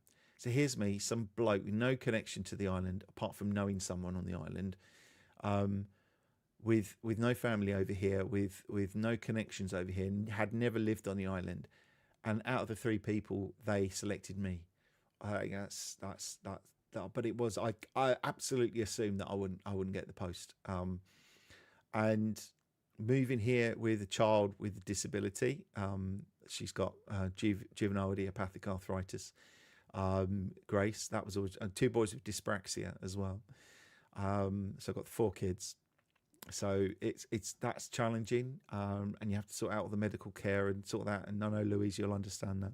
All this stuff, it's up there for a challenge. But anything worth doing is hard. There's nothing out there worth doing that's easy. There's nothing. If it's easy, it's not worth doing. It's just, I don't think anything that is really valuable and rewarding is something that comes so easily, like literally. So yeah, you've had a few. You've got an obstacle at the moment. You've got a challenge. You'll get through it. If it's what you want, you'll get through it, and you'll be here. Free Ranger, are there any Isle of Man beers, ales made there? Absolutely. For it to be an Isle of Man beer, it has to be made with local water. It can't be made with anything from across. It has to be made with local hops, I think, as well. I can't remember, not hops, but I can't remember. There's some rules around it. So you've got O'Kell's. The one that's really nice is what's the Viking one? Let me have a look. Isle of Man beers. Let's have a look. Isle of Man beer brewers. Let's check brewery. That's the ones I like. O'Kell's, obviously. I don't know about Carew. Don't know Carew. Bushy's is another one that's really big, popular. O'Kell's, Carew. Bushy's is great. I don't know about Mike. Odin's. I've had some of Odin's stuff. They're really, really good. Really tasty. If you go, I went there the other night. There was after a friend's 50th birthday. Went to a place called the Miller's Tale. And they do real ale, but it's not all local stuff. But there's a few. But I really like the Odin stuff. There's a guy I watch called Kent Survival on YouTube. I watch a lot of that camping, bushcrafting, camping, that sort of thing, camp cooking videos. And there's a guy called Kent Survival, massive on YouTube, huge, lovely guy from Kent, obviously Kent Survival. And he literally, his latest video, he always has a couple of beers of an evening. And he opens up these. I've got these two from the Isle of Man. I've got these Odin Brewery, and I was like, that's ours. He's got our beer. It's not allowed to be called whiskey, James. Oak Ale's by far my favourite. Yeah, yeah, yeah. There's some good beers over here. Oak Ale's, Bushies, Canines, Carew spring to mind. Yeah, got a few there, Treg. If it was easy, everyone would be doing it. I'm shocked more people aren't. I think, same as me, a lot of people just didn't know this place existed until something comes up about it. I don't think people really get the place at all. But it can't be called Manx Whiskey. What's it called now? Because that Manx Whiskey is not called whiskey anymore. It's not allowed to be called whiskey. It's called Manx Spirit, isn't it? And it's basically this guy over here worked out how to take the colour out of whiskey. So it tastes like whiskey, but it's completely... I've not had it, actually. I must try it at some point. But yeah, managed to find a way of taking the colour out of whiskey, but keeping the flavour. And some kind of issue with that meant that they weren't allowed to call it whiskey. But there is some Manx whiskey, so they're just... Obviously, it takes years and years, but there's some tasters that have come out. But they're making Manx whiskey now. There is a Manx whiskey being barreled up and made ready. I watched King Survival. I hadn't seen the one on either Manx. So it's the one the other. He did one on what's it called? One Tigress kit. He went out with one Tigress kit. And that's the latest one. That's probably from yesterday. Yeah, he had a couple of Manx beers that he was enjoying. So I was at Ravens and then another one. I can't remember what the other one was called. Yeah. So yeah, lots of local produce is great. There's good local meat. There's good local breads. Amazing local. There's even local coffee and stuff like that. Obviously, the beans aren't grown here, but the roasting and stuff is done over here. What else is really good locally? Cheese, dairy stuff, milk. The milk over here is another level. Tastes different to the milk you get in the UK. It does. I consider the semi-skim milk over here tastes like full fat in the UK. Really tasty. The cheeses are good. You get people in America that they'll go, oh look, I got them. Is it called Isle of Man Creameries? Or was it Manx Creameries? What am I think? Manx Creameries. I don't know. Manx Creameries, I think. Anyway, and their cheese gets exported all over the world. So you see people in Canada going, I've got this Manx cheese in America and stuff, and it's Australia and things. It's really odd. But yeah, really good stuff. And you will love that sort of the local stuff. The water's good here. Don't underestimate that.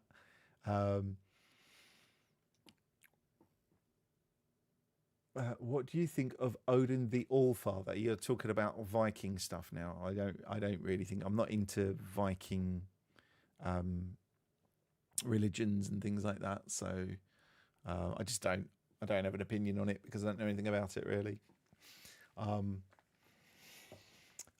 Yeah, the water over here because it's all soft water. So that's something we notice as well. So your kettle doesn't scale up, your washing machine doesn't scale up, so things don't break down as quickly. If you've lived in an area where it's heavy, like hard water areas, then you'll know what I mean. And so it's lovely water, lovely drinking water. They do put additives in, but no fluoride into the water over here. But they do put, obviously, you do get that chlorine kind of smell with tap water, but it's pretty good. Isle of Man Creamery, of course, it's Isle of Man Creamery. I don't even know what I'm going on about, Sam. Honestly, the brain stops working after a bit. After being talking for 9:30, an hour and a half. Can't believe it. Yeah, the butter is second to none. I think the butter's pretty good. Yeah, I think really nice. The salted butter isn't that salty. That's the only thing. It's very lightly salted. A lot of people I know who are supposed to use unsalted butter still use the Manx butter because it's so little salt in it. Oh, you're in Bournemouth. Very hard water. Yeah. Where am I off to? I'm down to Eastbourne at the end of February, down on the south coast. So I'll be heading to Eastbourne towards the end, doing some training thing there. I must book my tickets actually. You need less washing machine liquid or powder than in England. Yeah, James, you don't need everything's just a lot better. Like it's better for your skin. It's better for your hair. It's better than for your clothes, and it's better for your anything that boils water, your heating systems, stuff like pipes don't get scaled up. It's really good. Yeah, tap water's much better. Manx butter is so good. The cheese is good too. You get all different things in the cheese. They do different flavours of the cheese, don't they? Isle of Man Creamery. They do some really nice ones around Christmas time. They usually put some. You get some of the vintage cheddars and things like that, which is so good. What's the Druid one? They did a Druid one, didn't they, or something? That was an aged one. Oh, so good. But they always run out. And you get milk delivered here if you want to, so you can get like local milk delivered. And it's it's really good. Yeah, so the food's good. They keep meaning to try the O'Kell's porter cheese. Looks amazing. Oh, my friend who runs Trade Allure. I don't know about blue cheeses. Do they do a blue cheese over there? I don't think they do. Don't think I've seen a blue cheese. And I'm keen on my strong cheese. Like we have a massive amount of cheese at Christmas. I don't remember seeing a blue cheese that they've done. But there's plenty. You can still buy stuff. Now I want to eat cheese. Yeah, I know what you mean. O'Kell's is funny. So O'Kell's do a porter, and so my friend who runs Trade Allure in Peel, the cake and coffee shop, which is amazing. I've been having their Guinness cake. It's just sumptuous. It's so moist and delicious. It's unbelievable. But she got given a challenge by O'Kell's Brewery. They said, don't do Guinness cake, or do Guinness cake, but I want you to make an O'Kell's porter cake. And apparently it's ridiculous. It's amazing. It tastes a bit like Black Forest Gatto-y or something like that. And I'm like, what? And the other day, my wife was up there. I was at home doing something. Can't remember. It's a Sunday, and my wife was up with the kid, with one of my daughters who's in the choir at the cathedral, and she was supposed to be picking me up a slice of this O'Kell's cake that they did, O'Kell's porter cake, and they'd run out, so I didn't get any. Local honey's really good and not that expensive either, I don't think. And you can get the more expensive stuff. But they're about £5 a jar for proper local honey. Not that difficult to get it for that sort of price. I bought some local honey in the local gift shop because she got offered like 10 jars of it. And I think it was £2.50 a jar. And I'm like, no. I actually spoke to Diane who runs the gift shop. I said, that's too cheap. You can't sell it for that, £2.50 a jar of honey. So it's just, no, you should be selling this for £4 or £5 a jar minimum. But she sold me a couple of jars and it's a £5, and I was like, and it's amazing, all different colours. If you go to, so we have the Southern Show and we have the Royal Show, both like farm shows sort of thing, and there's food tents and you can go along, you can try all sorts. We've got a lavender fields over here, and there's a guy who makes all the like lavender syrups and stuff, along with other sort of lavender soaps and oils and plant stuff that you can get. But the lavender oil was amazing. But you can go in there. We've got a winemaker over here, so there are vineyards and things. So there's all sorts you can that you wouldn't necessarily expect. But you go to the farm show, the Southern Show or the Royal Show is great, and you can go around to the food tent and you can try all sorts, and they have the honey there, and you can buy the honey. Isle of Salt is very good, and some stuff that's just worth getting, even if you don't spend a lot. If you have to tighten the belt a bit around food, which we do. I can't afford to buy this lovely food all the time, but you get the little things that just add to your food. So they're kind of, and locally made stuff as well. So you'll get local fairs where you can go buy something that's been made locally. Bit of a South African influence because we've got a lot of South Africans on the island, and Filipino as well. Quite a big community, so you get a lot of the South African kind of rusk biscuits and the boerwurst, like the big, I think that's what they're called, but the big South African sausages and meats and things like that, and jerky type stuff. So lovely. I know, proper bargain. Really was cheap. Oh yeah, you can. Yeah, Treg, you're right. You can pick up stuff all over the island as well. So you get the people who have on the end of the driveways who've got their eggs and the honey and stuff like that, and vegetables that you can go and buy, honesty boxes and things like that. I always find that's more northerly, and I haven't got all the spots yet, but Yeah, there's definitely some of that around too. Made a beef cobbler last night with all the local produce. So good. James, stop making me feel hungry. I've had my dinner. I had fish and chips. It's Friday. Fish Friday. Trade Delore, Tiffins are amazing. All their stuffs are, honestly, Sarah is an amazing baker. That place is always busy, always busy. Not surprisingly, because of how the quality of it. Empty base to come forward with. Yeah, go for it. Do a bit of shopping over here while you're here. Yeah, pick up some stuff. There is Robinson's, which is really good for local produce. That's like a bit like a supermarket, but it's a little bit more out of the way. But that has loads of local produce if you want to just go one place. But there is opening at Glen Helen. There's the old chalet, and that's been converted now into a farm shop. And it's not going to be a place where you can do your weekly shop, but it'll have loads of local things, products in there. And that's what they're aiming to do. So that's opening up fairly soon up at Glen Helen. They're just doing a lot of work on the building and stuff, and that'll be amazing to have something. That's not far up the road, really, so it's not far for me to get to. I'll definitely be going up there to check it out. Cindy in the square, yeah. So James, the lady in the square every Saturday as her produce is good, yeah. So Cindy comes to the square. I think it was every other Saturday, but it's now every Saturday pretty much. Might be every other Saturday during the winter, but also we have the Ballycashdale Market, which is it's off season at the moment, but during the spring to summer to autumn months, they often do like a monthly market where they'll have loads of stalls selling all sorts of local craft and produce and things.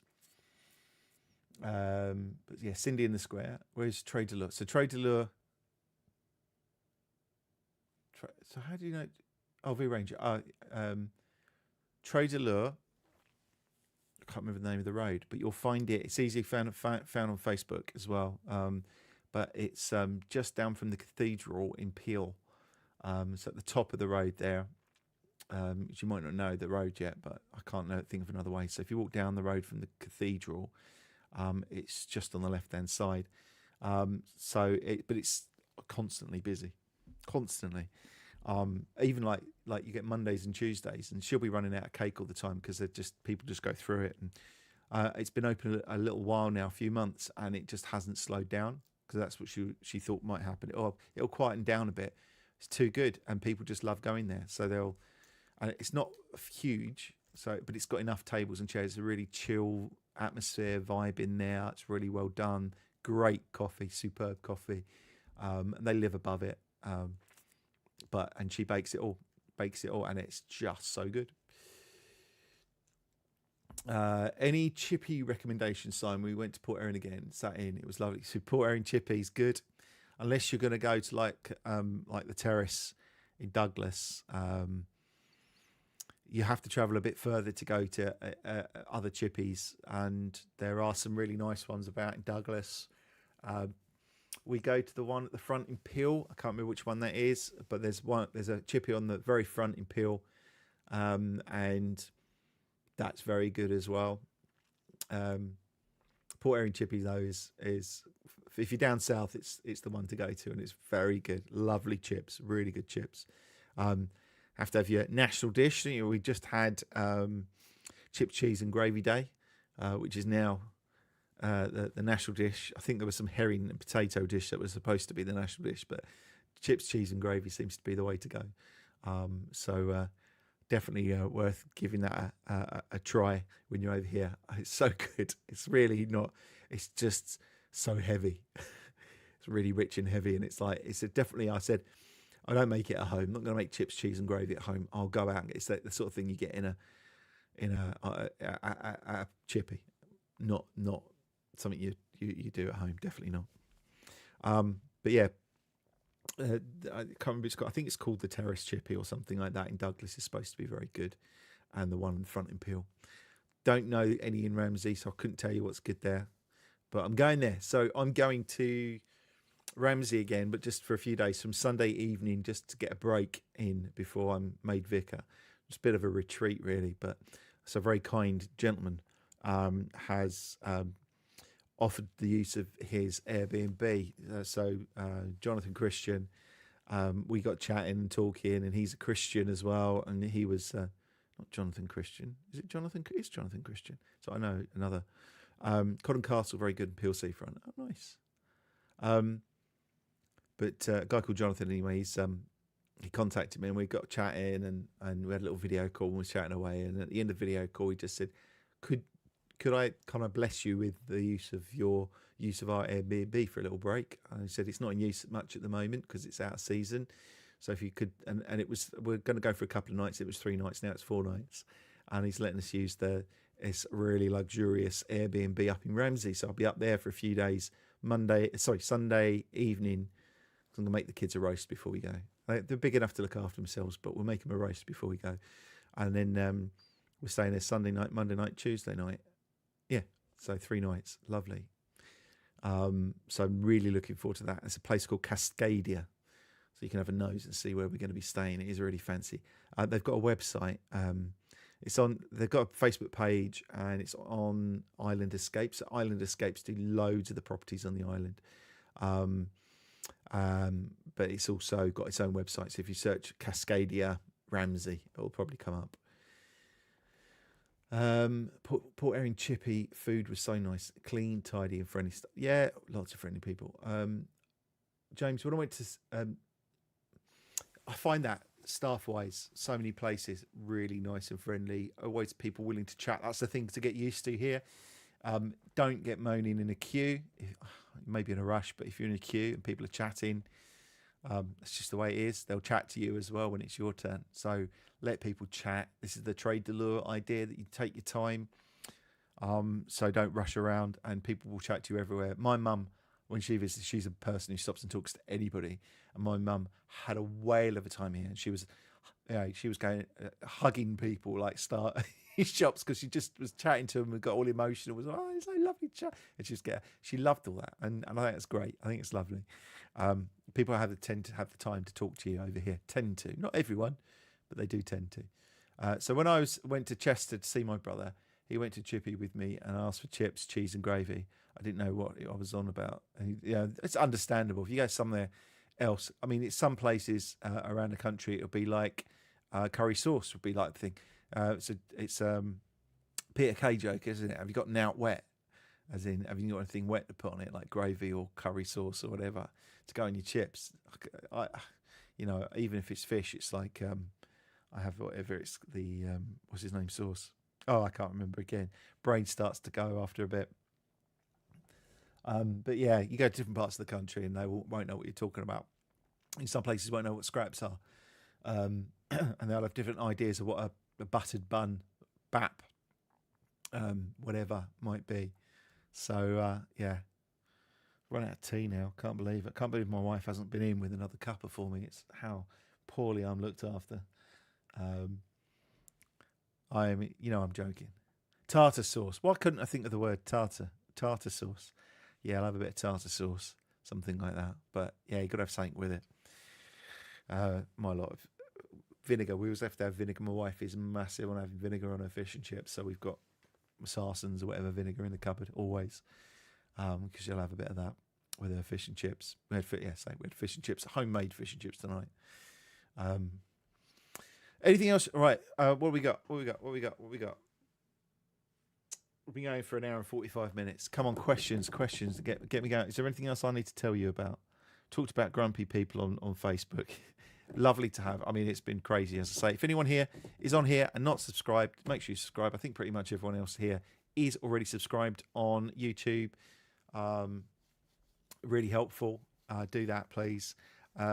Again, as always, you'll see about, I think you mean oven bottoms. Do you know what, though? When you get those proper oven bottoms, though, they do them over here. The thing I miss is when we moved over here, the Ramsey Bakery closed, and they did these oven bottoms. The difference between a bap and an oven bottom, I think, is night and day. A proper oven bottom is just huge and beautiful and soft and incredible. Nearly at 1K. Yeah, I haven't looked at it while we've been online, but I don't suppose it's grown or anything particularly. I was at 941. Oh, 944. 940. So gained 3 since I started. So 944 subs. I'm actually going to do a little bit of a project to try and push for the government to get involved in sorting it out around AdSense, Google and AdSense, so we can actually start getting paid over here, because it would this would work nicely as a side hustle. If I could get a little bit of money out of doing some YouTube from adverts. I don't like taking it from people. I know James is on Patreon, so I appreciate that. James W. And Anthony is as well, and others who are on my Patreon, and I really appreciate that. But I really don't want to be taking money from people. But people want to support, and I'm a rubbish person for taking help when people offer to support you and help you out and do this for you and do that for you. I'm not very good at saying yes to that. So it's nice to have a means for people to do that. And you've got Buy Me a Coffee. So Buy Me a Coffee /Isle Vicar, whatever it is, buymeacoffee.com probably, and patreon.com. And I'm on Isle of Man Vicar on there. So you can support if you want to. You can go on there and you can subscribe for a couple of quid a month, or you can do one-offs, just to literally pay for me to go out and grab a coffee when I'm on my trips. It just helps out a little bit, you know. It doesn't pay for anywhere near what I've spent on cameras and equipment and petrol and everything else like that, but it's really appreciated. But what I'm hoping is that we can get things sorted, so we can get advertising revenue. So you might have to watch an advert not during the lives, I don't think usually, but maybe. But watch a video, you watch a few adverts during the video, they pay me. Perfect. You know, I don't like watching videos on YouTube myself, personally. But we have no choice over here. So one of the things with not being recognised as a region is you can't have YouTube, whatever it is, the YouTube subscription thing. You can't sign up for it. So there's no option to do that over here, which is a pain. Yeah, I'd like that. I'm working on it. Any ham radio updates? Not particularly, not at the moment. I've missed a few sessions simply because coming up to Christmas was way too busy. Tried to get to them. They've moved it to twice a month, and it's just happened that I've had meetings on and haven't been able to go. They had one last night, which was up at the Cregner Bar, which is a pub up near the Mountain Road, and I didn't make it to that one either. A bit rubbish with it, if I'm absolutely honest, but I've been absolutely shattered. I realise I haven't had a holiday for 6 months. I know lots of people don't get, and I don't mean holiday, I just mean some time off. I work 6 days a week, often 7, had Christmas, going to be Easter before we know it. So I'm happy for just getting a few days this coming week. But I could do with probably taking a week or 2 off. I get 6 weeks holiday a year. Don't think I've ever taken 6 weeks, and I should do. It's stupid. It's my own fault. I'm not being a martyr. I'm just being dumb. I get 6 weeks. I need to take 6 weeks, but there you go. YouTube Premium. Yeah. Upgrade whilst in the UK or via VPN to get around the location issue. Oh, there you go. Yeah, the area thing. What you find, anyone thinking about moving over here, what you find sometimes is that it gets really confused as to where you are. When I first moved here, it just wouldn't give me any adverts on anything, so I could go onto Twitch or YouTube and not get any adverts because it just couldn't work out where I was. Might need to get some water in a minute. Excuse me. I'm sorry about that. But it doesn't. I get adverts on YouTube which are like are in Chinese or Japanese or whatever. I get some that are in French and Spanish and Hungarian and all sorts of Eastern European, everything. So it does. A lot of my adverts are weird stuff that I wouldn't have any, but it has a struggles to work out where you are. So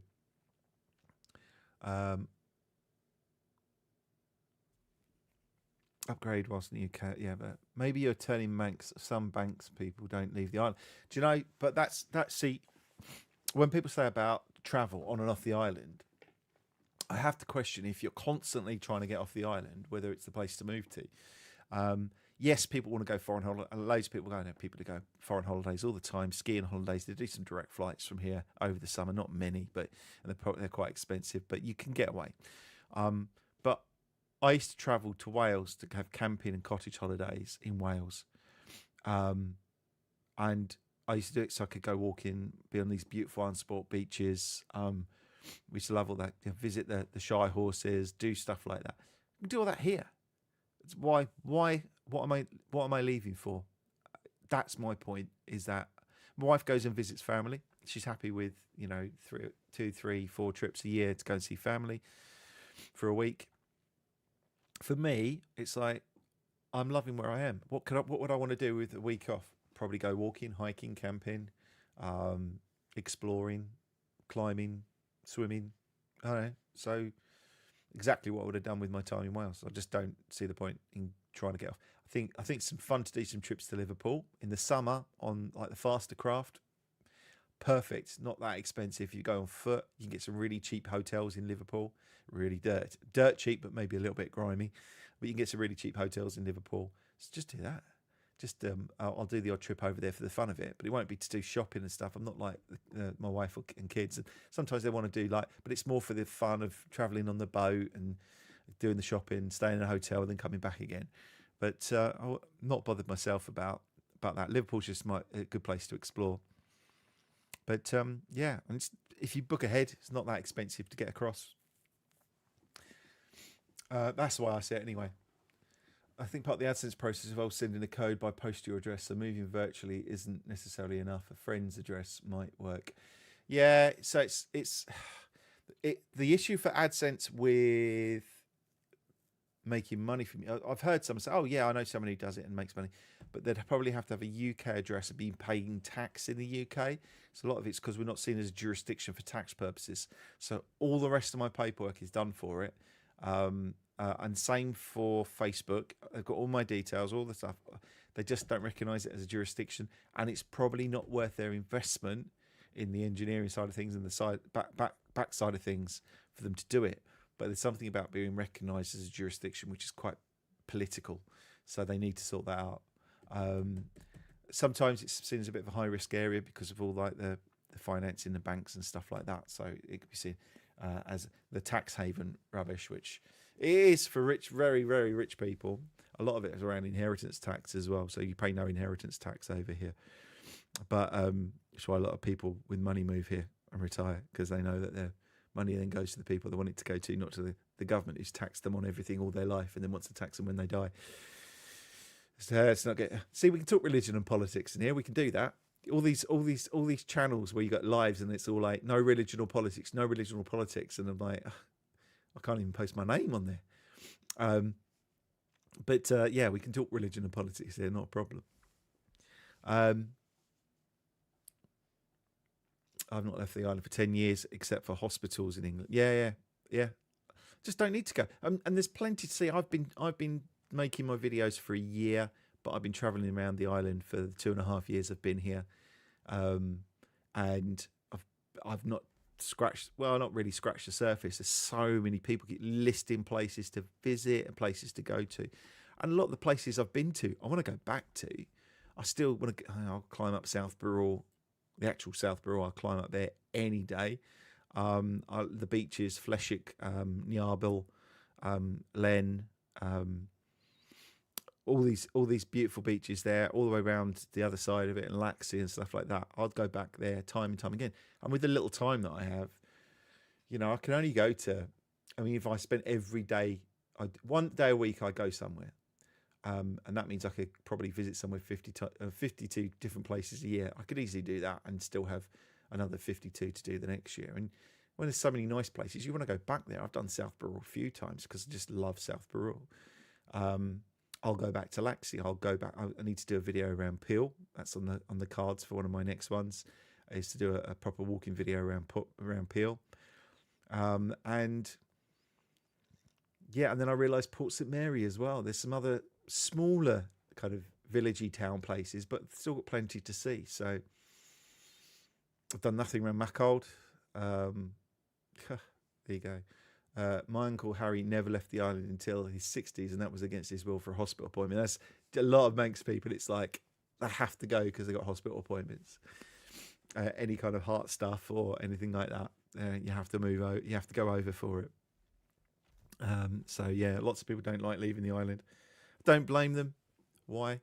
Someone said, I know someone wrote something about feral. So oven button muffins. Have you started playing any video games yet? You keep saying you're busy. You're busy to play. I'm an Assassin's Creed. James, I never get a chance to play anything.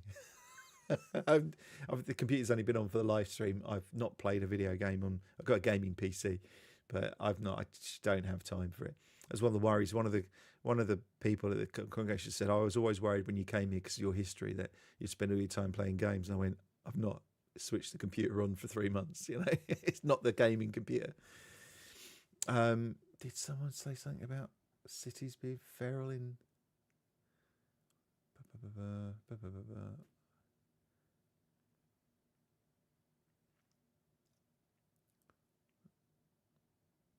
Oh, here we go. V Ranger. Cities in the UK are now feral. I've checked out. Ever going to them now? V Ranger. Yeah. No one likes to talk about it. You know, actually, I don't love where I've come from. I don't love my hometowns. I don't love Raynham, where I was born. It's rough as anything now. It's all been built on every bit of grass. All the places I used to go to as a kid and climb trees and ride my BMX around and stuff like that. They're all flats and houses and stuff like that, and it's so overbuilt. My parents who live there still kind of talk about how they can't go down to the precinct at night. When did that become dangerous to go down the shopping precinct of an evening? And London, as much as they say it's safer than ever, I do think a lot of it's how they do the reporting, because it doesn't feel that way when you live there. And when you've got stabbings as a regular daily kind of thing, and shootings going on just down from your kid's school and stuff like that, you know, murders and stabbings and shootings, and it's starting to edge out of London all the time. It grows all the time and slowly edges out further and further, and suddenly you start getting more and more trouble. Police helicopters above your house, sirens all the time, literally multiple times a day. You kind of go, things have changed. Whether they say it's safer, they go, oh, we're more aware of it because of social media. I don't know. The stabbings is one thing, but the phone theft in London is ridiculous, and the robberies that go on. Shoplifting's gone crazy because people just walk into shops, fill up bags, and walk back out again, and no one's allowed to stop them. Like Greggs, when you got, where was I? Can't remember. Where it was Tottenham, where I think it was, and I walked out the station, and there was a security guard at Greggs, a security guard working the door at Greggs. Oh, and it's safer than it's ever been. We're just more. No, that's not right. There's something going on. So yeah, I try and don't see the joy, and I love people, but I don't like crowds, busy, like massive crowds of people bumping into each other and things like that. And I can deal with it for a day or two, and I don't mind, you know, traveling through London or around London. I'm not worried or scared or anything like that. I don't think it's fear. It's just that constant hyper awareness that you have to have when you're in a city, when you're on the tube, when you're thinking about, oh, where's my phone? Is my phone? Make sure it's in my inside pocket. Make sure I haven't got my wallet easy to get to. Make sure my bag's zipped up and it's not on my back. I've got it in front of me. And that hyper awareness, I think, is exhausting. Laxey Shed is great. Where's your favourite place for the TT and Southern 100? I don't know. I don't really have a favourite place. Now, I've moved here, and I'm not that into motorbikes. I didn't come here for the racing. I think if you come here because the TT's here, I think you're in trouble. I love the buzz and the atmosphere and stuff that's going on around the Southern 100. Someone's invited me to go and do some marshalling for the Manx Grand Prix and things. Manx Rally, sorry. I like cars. I like watching the motorbikes and stuff like that. I've been up to the grandstand for the TT, but I'm just not the sort of person to watch bikes going past. It's like Formula One. I can't stand Formula One. I'd never go watch it because watching the car go, it's just like, I'm not into that. I like rally. I love rally. But that's more my sort of thing. But not that fussed, to be honest with you. It's good to watch though. I mean, it's a real atmosphere. I like machines. I like the motorbikes themselves. I love classic cars and classic motorbikes. You know, give me an old Norton or something like that, I'd be happy. I'd probably a Royal Enfield or something. I'd happily ride that. if I knew how to ride. But that's yeah. Um, so went down Lexi's Shed, Blue on 2. Went down Lexi's Shed last weekend and had a bread pudding with coffee. It was amazing. Yeah, good stuff. Yeah, Blue, Sam, it's so good. Going to Ramsey, and I went, oh, we're just going to go have an explore and have a walk around. They went, Ramsey, what? All the way to Ramsey? Are you staying over? And they were convinced that I would be staying over because there's no way on earth I would. I could be doing anything other than have a hotel for the night if I was going to Ramsey because it's such a long way to go. I saw a video of someone lifting from a charity shop yesterday and threatening the staff. Yeah, there's nothing that the staff can do. They're just told, just leave it. It's now, but the trouble is, all that theft and stuff pushes the prices up for everyone else because it's not like they're going to go, oh, we've lost it, that's it. What happens is all that loss and theft means that everyone else pays a bit more to cover it and cover the cost of security guards, to cover the cost of the cameras, to cover the cost of general security around the store, and to there's some places you go to and you see it, like there's a few places in LA I've seen some videos of, but I'm sure it's coming over here as well, where literally everything is locked away behind glass cabinets and you have to go press a button to be able to access something you want from the shelf. And we're already starting to see things like, I remember when they started putting alarm tab things, the security tabs on like powdered milk for babies, and you're like, wow. And that way beyond that now, everything's in plastic cases and tagged and behind locked doors. It's ridiculous. Not really got that. There'll be shoplifters here. There's no crime here. There's no problems here. There is definitely, but it's just not as prevalent as it is in other places. It's a very safe place to be. Another key reason for wanting to leave England, yeah, all the stuff I've said about James, yeah, it's different. What you find is you don't feel that kind of hyper alertness. The kids particularly, they've blossomed because they're so chilled and relaxed, and they go out on the bus and they're getting the bus back from Douglas at 10 a.m. at night, and they're not worried about it, and we're not really worried about it either. It took a while. People not locking their front doors over here. A lot of people, probably not in Douglas, but a lot of people around anywhere else just won't lock their front door. It's always like Castletown. You could people's front doors, if they've got a porch door in the summer, they've got their front door open. It's like crazy, but that's what it's like. Glen Aldin is a beautiful walk up to the pool passing waterfalls. That's Welsh. Chris, how you doing, buddy? Nice to have you here. Glen Aldin is where one of the guys I've been chatting to, he came with his son to one of our services and he's moving over here. That's where he's moving to, Glen Aldin, and I don't blame him. It's absolutely stunning up there. Glen Aldin. I just need to get my head around a few more places and getting the time to do it. It's too easy to go somewhere close again rather than, I just need to get up northways. But my car's getting sorted. My all-wheel drive Honda CRV Mark 1, the RD1, is getting fixed this coming week. He says, hoping, praying that it does. They've got the part, they've got the car, so it should be okay.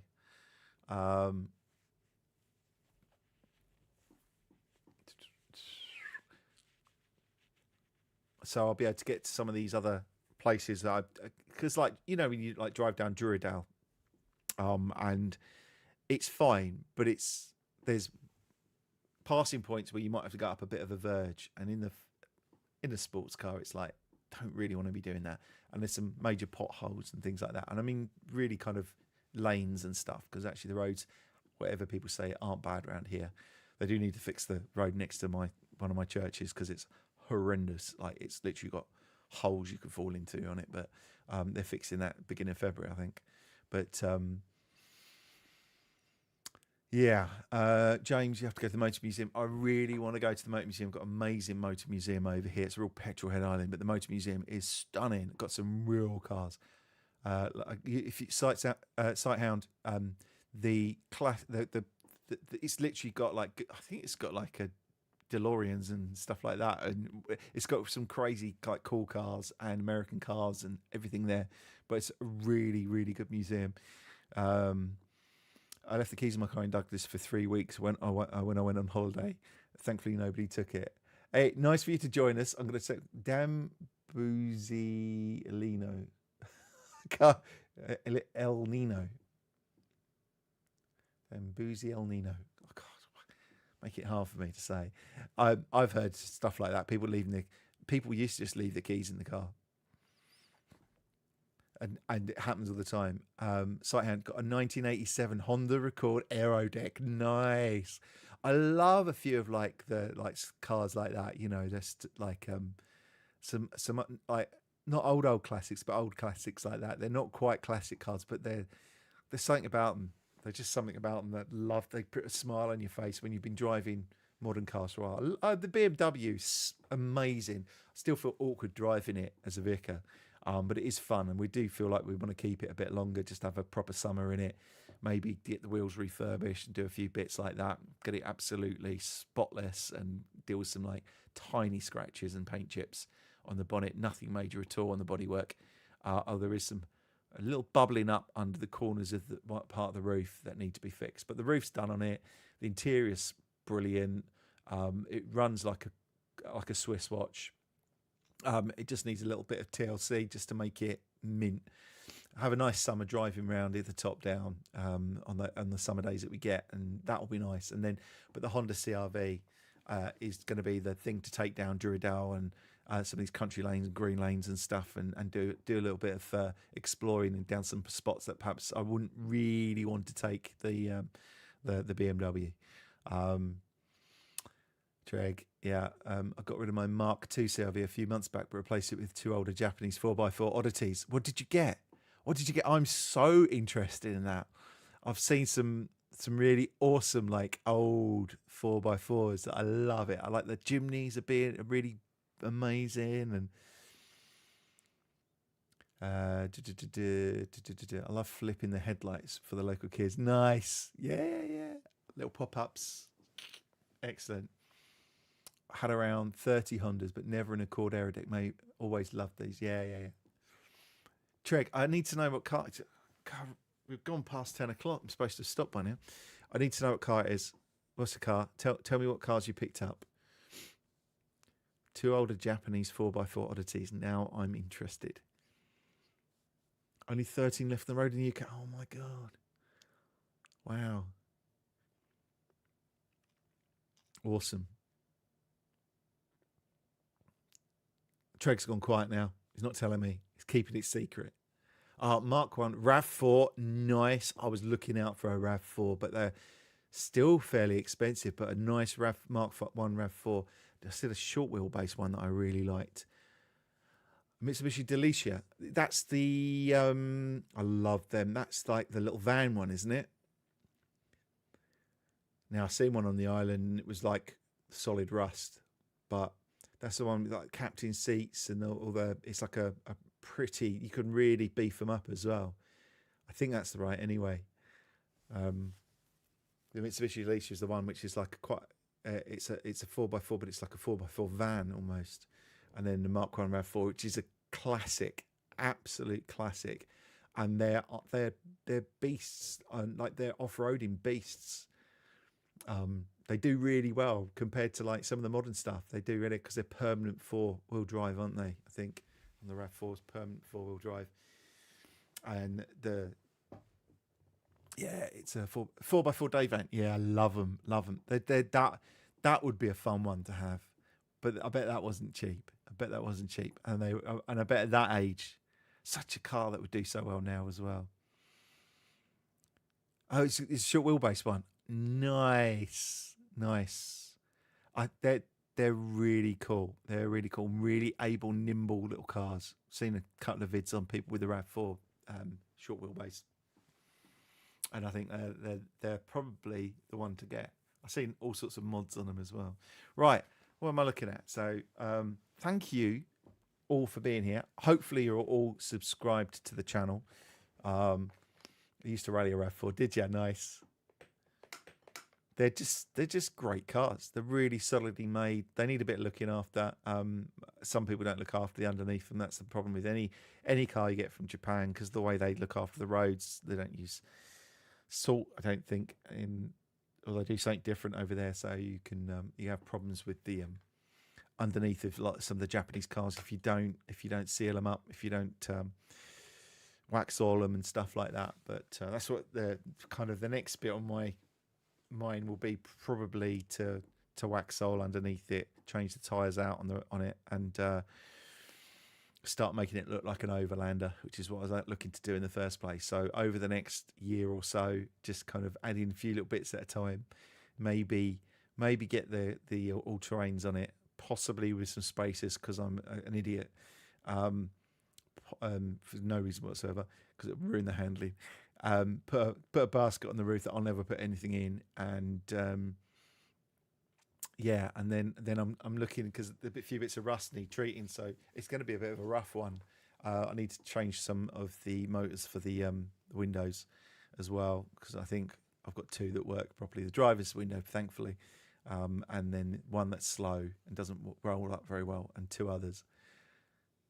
You'll see it. It's gold. It's a gold CRV. You won't miss it. Interior wise, it's beautiful. It's absolutely immaculate inside. And the engine, 135,000 miles, but runs. I had it serviced the minute I got it, and I've serviced the rear diff as well, so it's working.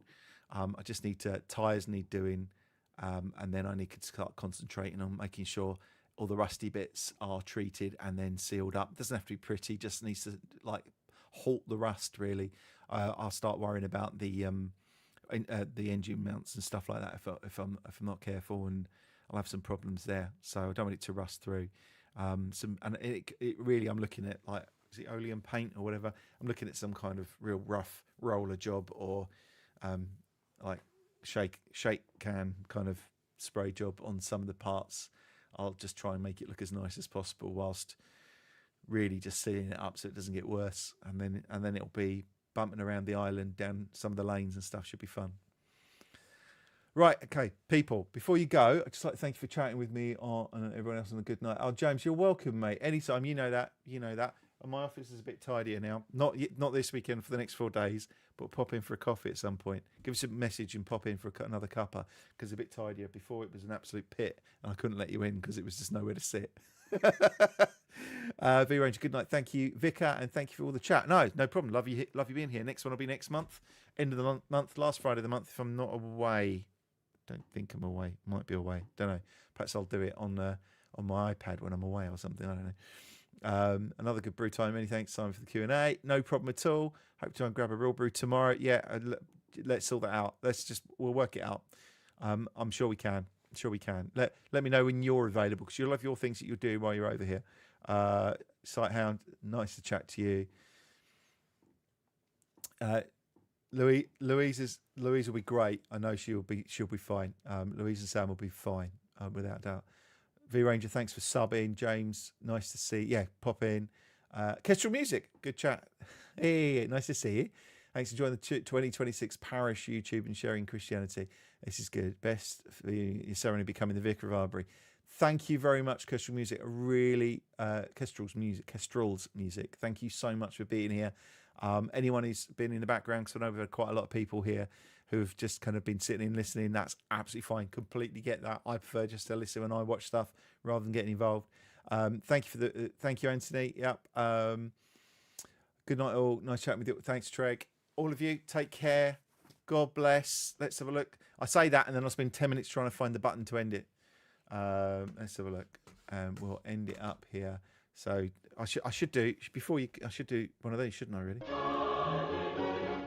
Chuck one of those in before I go, and say take care of yourselves. No, see, Simon, you get it wrong every time. What's my catchphrase? I don't get it wrong in the videos. Take care of yourself. More importantly, take care of each other. God bless, and I will see you next time. Bye bye.